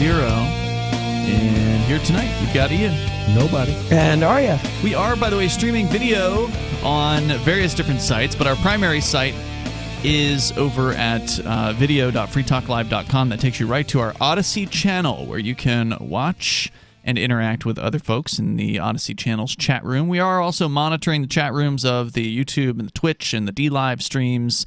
Those come in through a handy little aggregator we have from the folks over at Restream that help us get the streams into multiple locations. And it's very rare that this happens, but somebody actually sent a tip into the show tonight. So PinKing554 apparently went to tip.lrn.fm and sent in a tip of $5. So thanks, PinKing. He or she says this, quote, because whenever you send in one of these things, you can leave a message, basically. Okay. So this person says, quote, when the anti-gun learn they're losing at the state level consistently, most of these anti-gun never bought a gun or even probably handled or shot one. Like Joe Biden saying, quote, a 9mm bullet blows the lung out of the body, unquote. It can't do anything close. Apparently he's referencing something that Joe Biden said, and there's some controversy. Yeah, Joe Biden basically he did make that comment where he said that a 22 round will puncture a lung, but that a 9mm would blow the lung right out of your body. What kind of 9mm does the government have, and can we have some of them? Yeah, well, is it explosive tipped? I mean, the reality is, A, that's not true. B, I'm pretty sure he was trying to talk about why we shouldn't have AR-15s, which fire a 223 round, which is a much lower caliber than a 9mm. It's only it's 3/100ths of an inch larger than a 22 round. Okay. Because that's what caliber are. .223 is 223 1,000ths of an inch. Oh, I didn't know they were measured in diameter. inches. Okay. This would be the 5.56mm, right? That's no 5.56. I'm actually not sure. I thought that was the AR-15. Maybe it is. When people say millimeter, I usually think what the AK fires. But that's 7.62. Okay, that's 7.62. So then, yeah, the 5.56 would be an AR-15. So actually, a much lower power than a 9mm round, which is almost exclusively fired out of a handgun.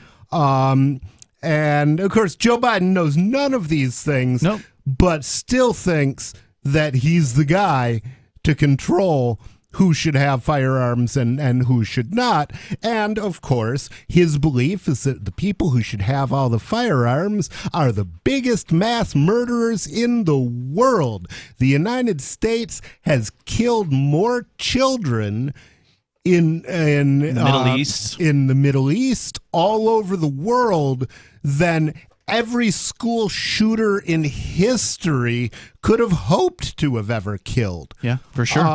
Think about how many children died at Nagasaki or Hiroshima, right? Yeah. When they went well beyond a 9mm or an AR-15, and they dropped nuclear weapons on civilian centers, civilian population centers, killing an untold number of children. Only time in history.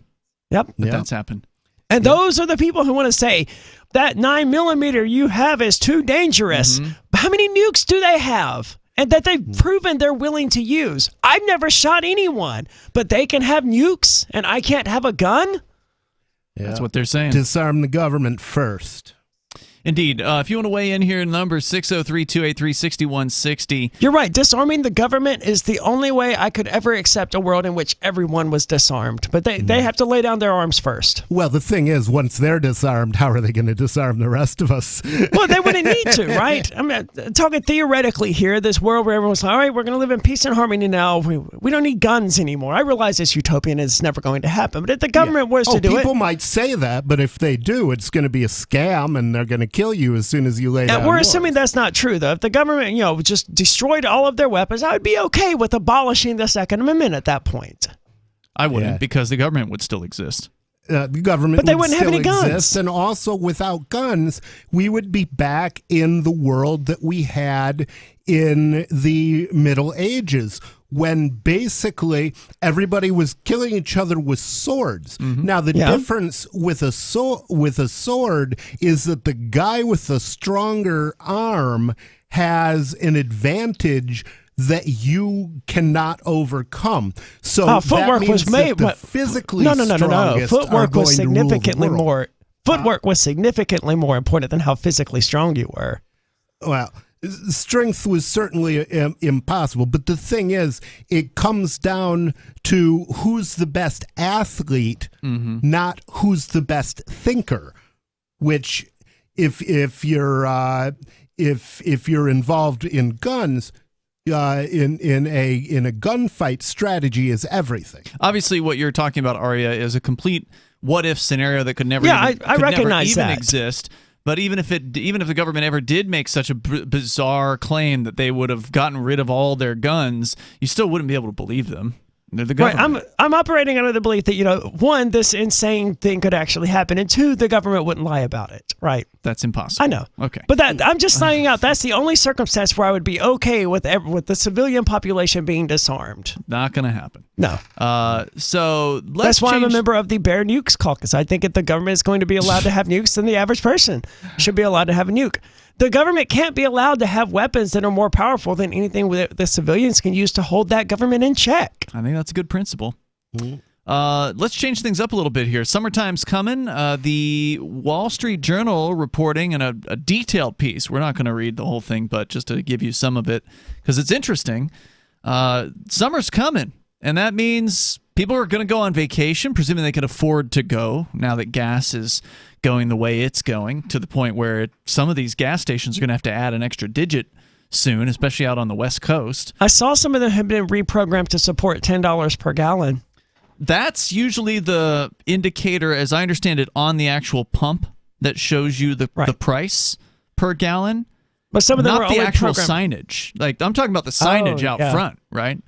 Like, nobody's got an extra digit to the left of the current one. There's probably space, though, isn't there? I don't know. I haven't looked that closely. They're going to have to spend a lot of money on upgrading those signs. Oh, they can just drop the pennies or that 9/10 of a cent. They could move the decimal thing. point. Yeah, that's something. Because that's always been stupid. Gas isn't $7.69 per gallon. It's $7.68 and 9/10 of a cent. Yeah.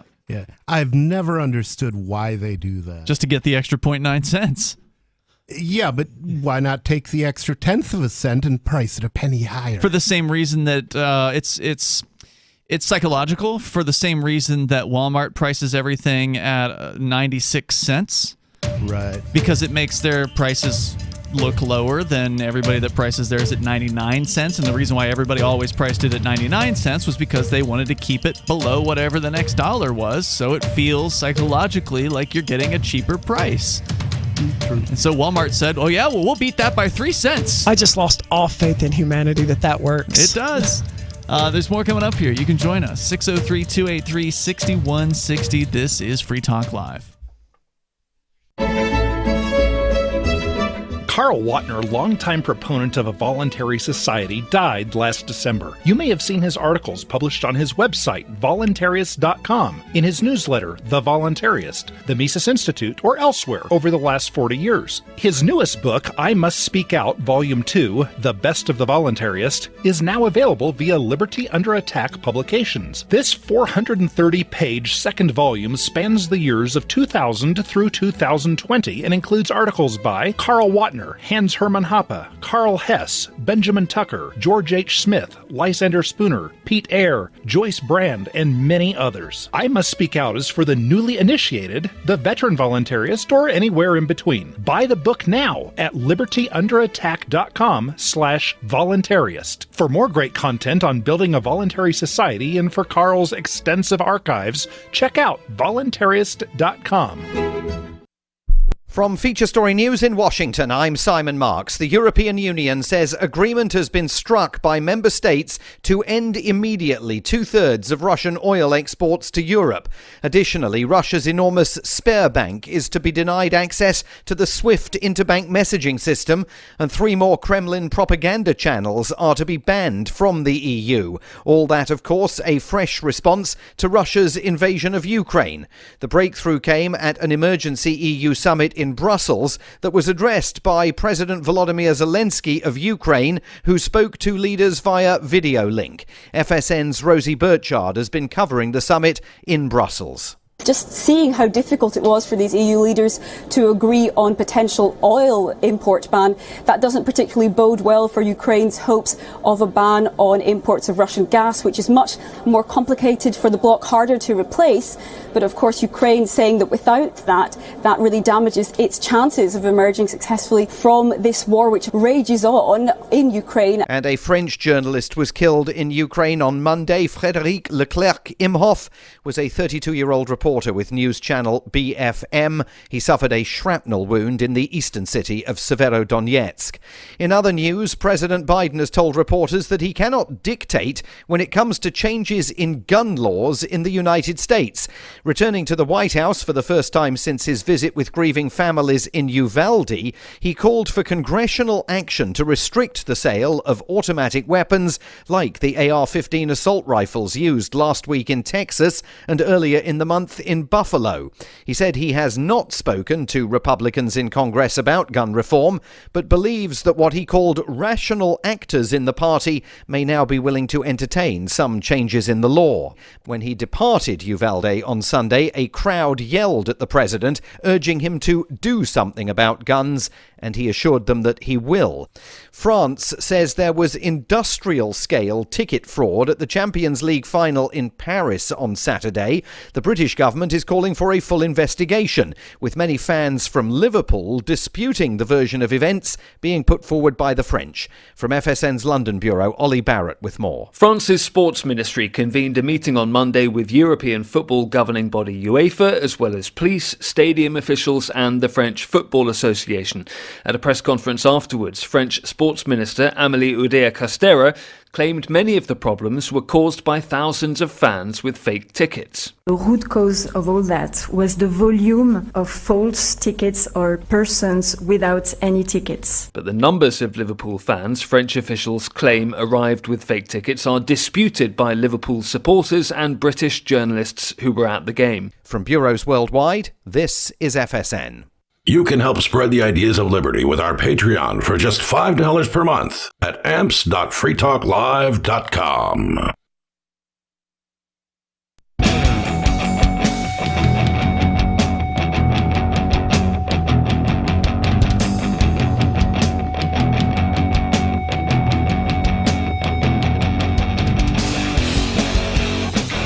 It's Free Talk Live, and you can join us here. The number is 603-283-6160.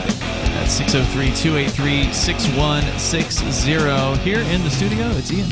Nobody. And Aria. You're invited to join us online anytime you want. Just go to freetalklive.com and enjoy the features there. I want to say thanks to Clamoring, who is a Free Talk Live supporter of our AMPS Patreon. You can join it as well, as she has done. She's doing $5 a month over on our silver level.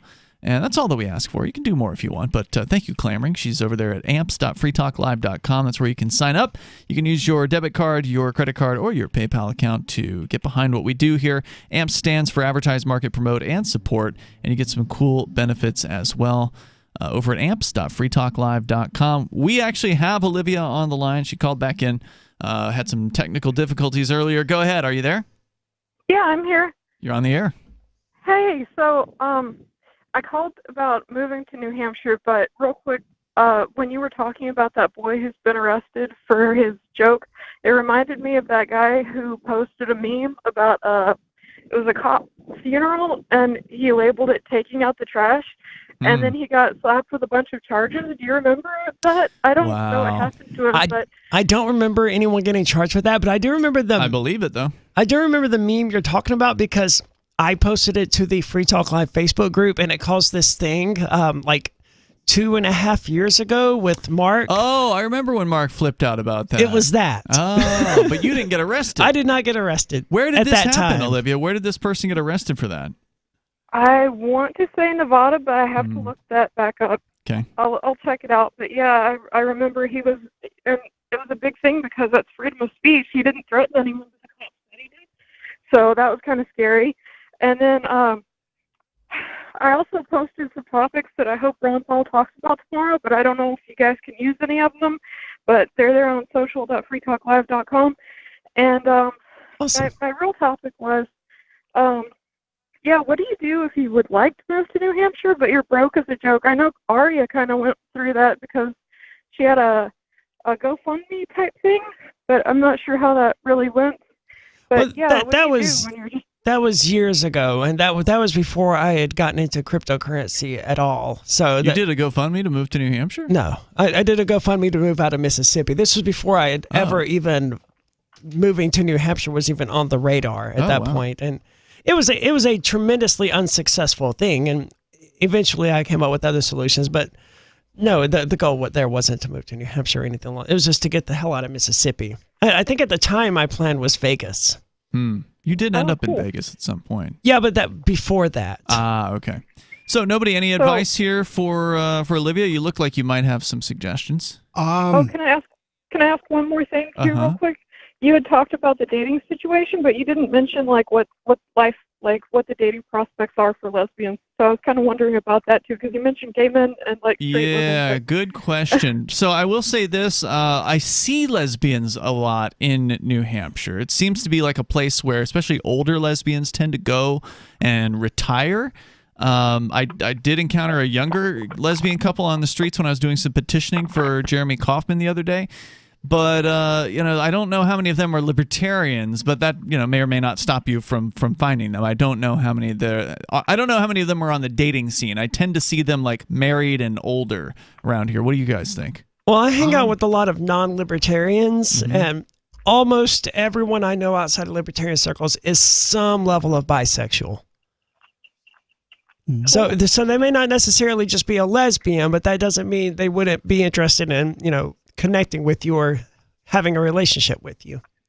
Yeah, I mean, of course, the issue is the same issue you'll run into everywhere with. I used to date a bisexual woman who, and her issue in finding women to date was things like she supported gun rights, she supported freedom, and that's rare in the LGBT community, but not as rare as it is in the Republican community, because, I'm pretty sure that if people have any kind of a taste for freedom and they want to be something other than a Democrat, they're not going to want to join a party that hates them. So I guess it would depend on how much your politics affect who you're willing to date or not. Like, I've dated plenty of people. Some of them were like hardcore authoritarian status and like, okay, we just don't talk about, politics or whatever. I'm fine with that.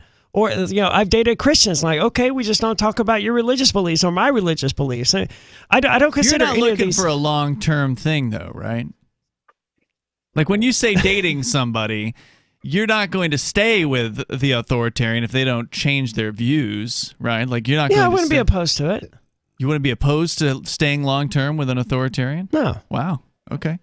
Olivia, I mean, I'm not going to have kids with them anyway, so it's not like I'd be worried about them, I wouldn't be able corrupting to future handle generations. I just wouldn't talk with them about that. Like, okay, you're bringing up that thing I don't want to talk about, so I'm going to go over here. I couldn't do it. I couldn't live like that.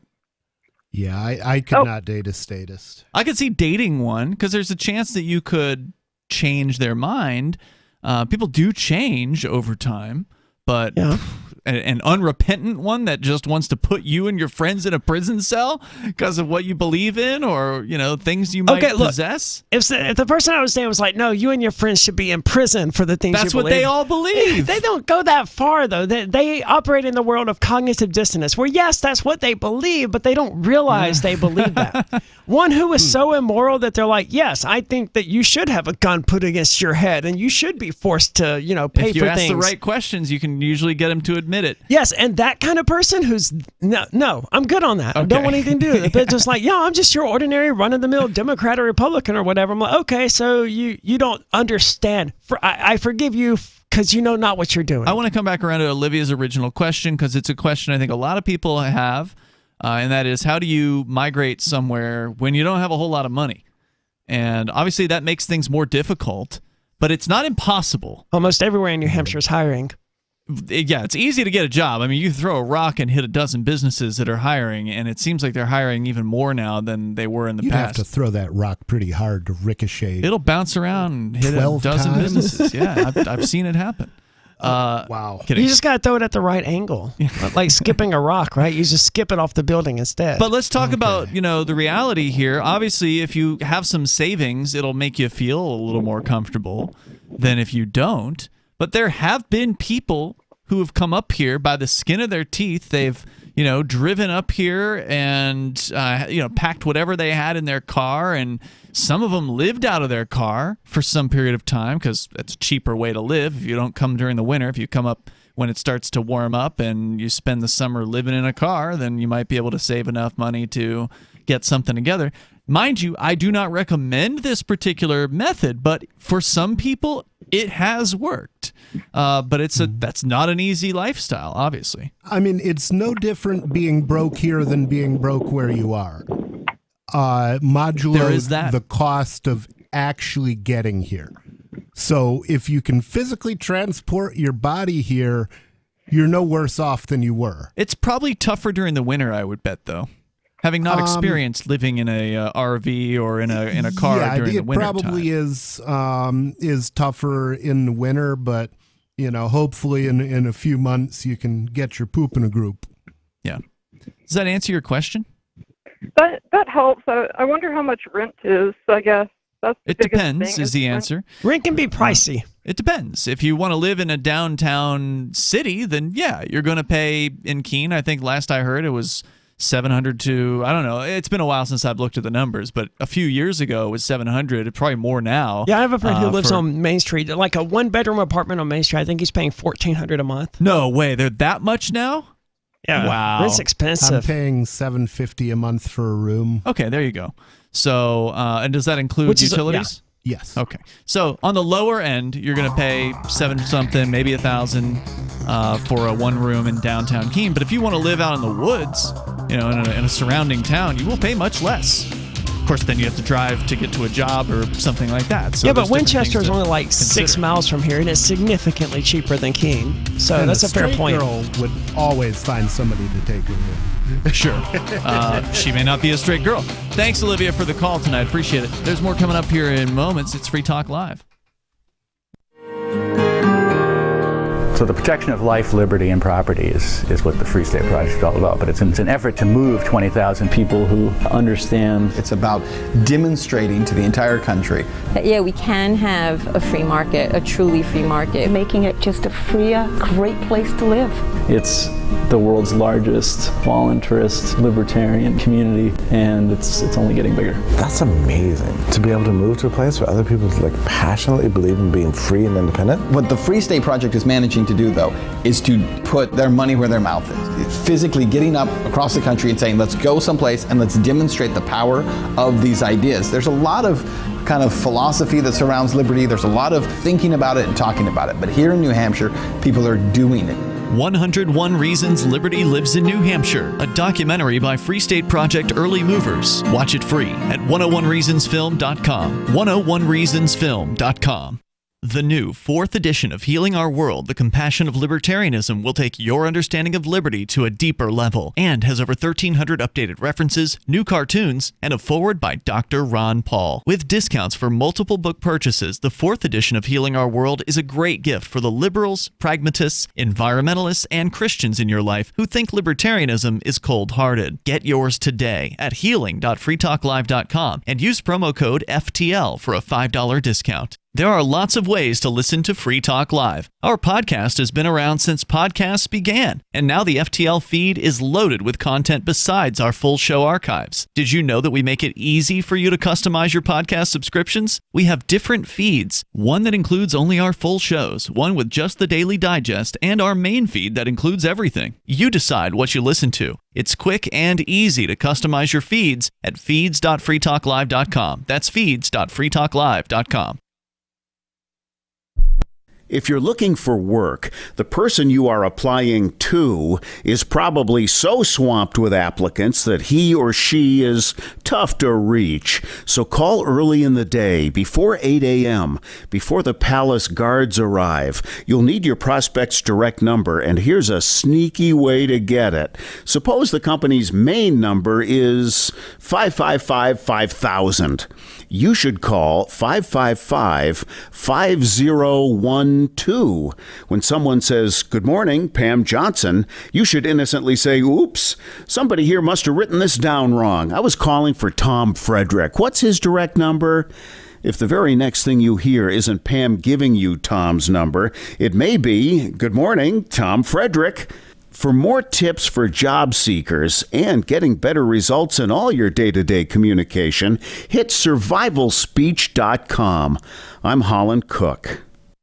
What if you want to hear the latest episode of Free Talk Live, but all you have is your phone, you forgot to download our archive, and you have no data connection? You can call our Listen line at 641-793-0191. That's a long-distance number, so you may incur charges. If not, listen as long as you want. 641-793-0191. The Free Talk Live Listen line, 641-793-0191. Should you be able to earn an honest living free from senseless government interference? The Institute for Justice thinks so. That's why we've spent years defending hard-working men and women from pointless government regulations. Nationwide, IJ has created opportunity by reducing government power, but there is still more work to be done. Visit our website today at ij.org. Let IJ take care of the government so you can take care of your business. Yep, we still do email. Drop your email address in the entry box at freetalklive.com, and you'll be kept in the loop with Free Talk Live.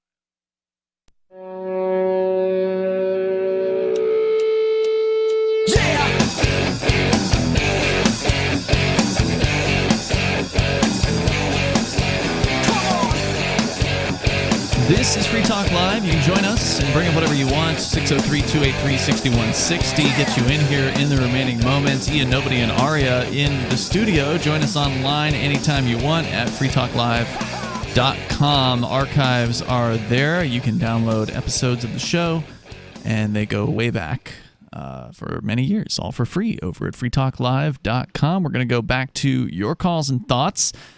We just had a call from Olivia asking about advice on moving to New Hampshire. If you're a liberty-minded person, if you're not, you should be moving out of New Hampshire. If you hate freedom, you definitely don't want to stay here because there are thousands of like-minded, liberty-oriented people like us who are coming in here every year, setting new records in the last year or so, as a matter of fact. But if you are a statist, there's always the Free Lunch Project, which they're looking for as many statists as possible to move out of New Hampshire, move somewhere else, and live at somebody else's expense.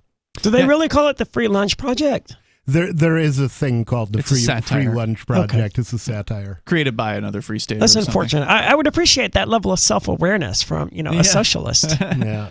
Some of them have even offered cash money or at least to buy tickets to statists. Some of the free staters have offered money to statists to get them to leave. So if you can sign a contract saying you'll never return or whatever, we'll buy your plane ticket to Canada or to Florida or California or wherever.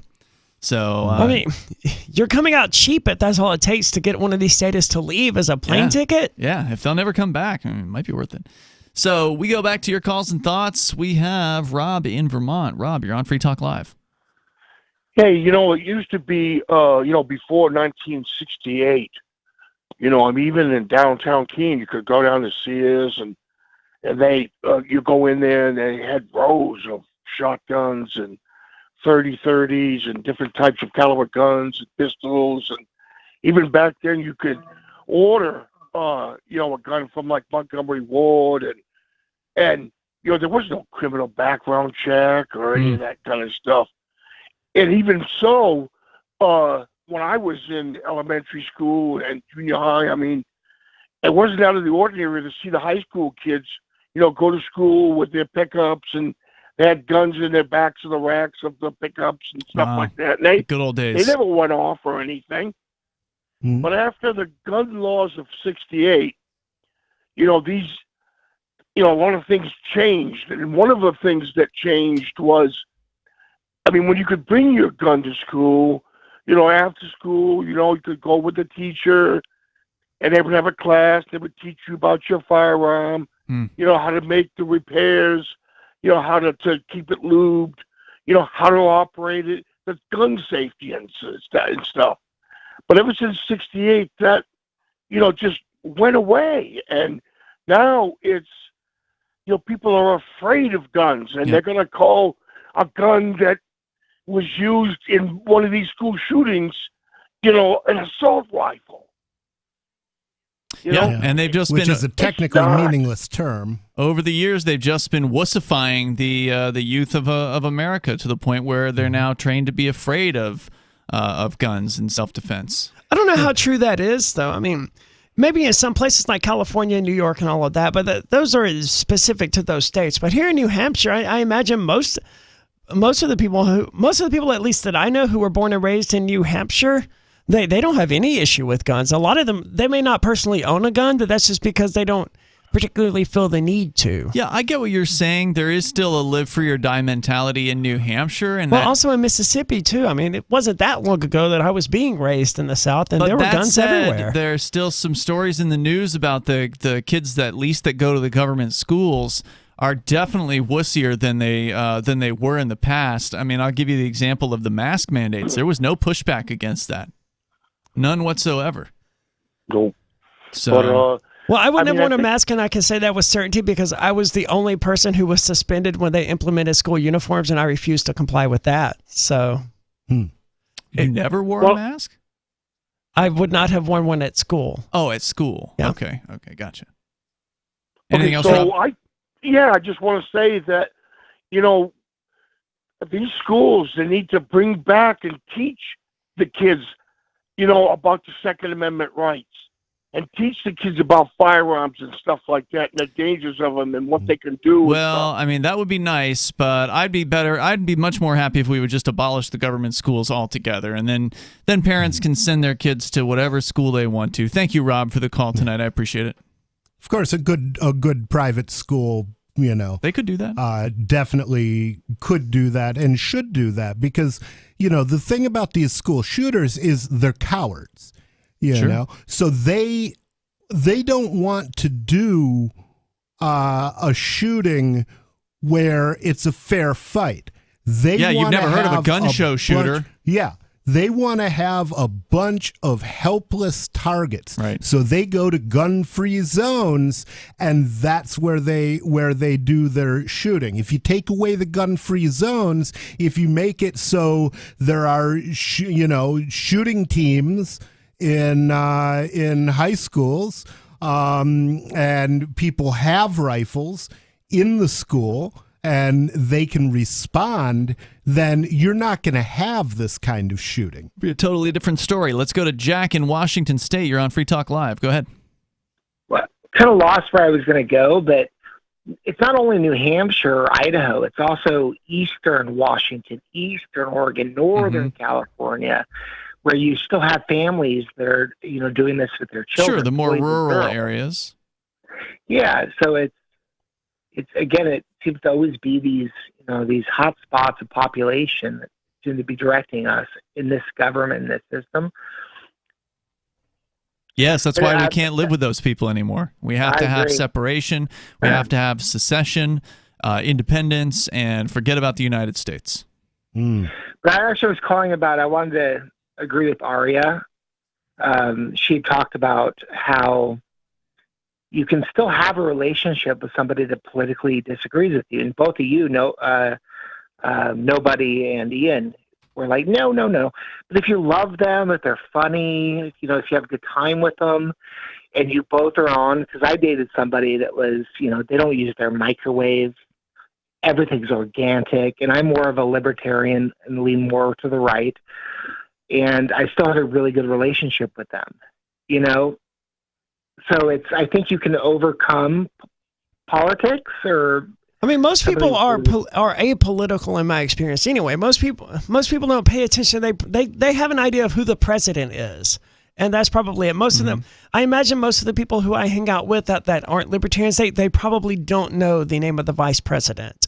So these are people. We were talking about authoritarian statists. I thought we were talking about dating authoritarians. Well, if they were given the choice, well, hey, do you think we should have a government or not? They would all be like, we need a government. That's just because they haven't thought about it. You're talking about the average thoughtless individual who's focusing on their own life and not concerned with politics. And I agree with you. That is most people.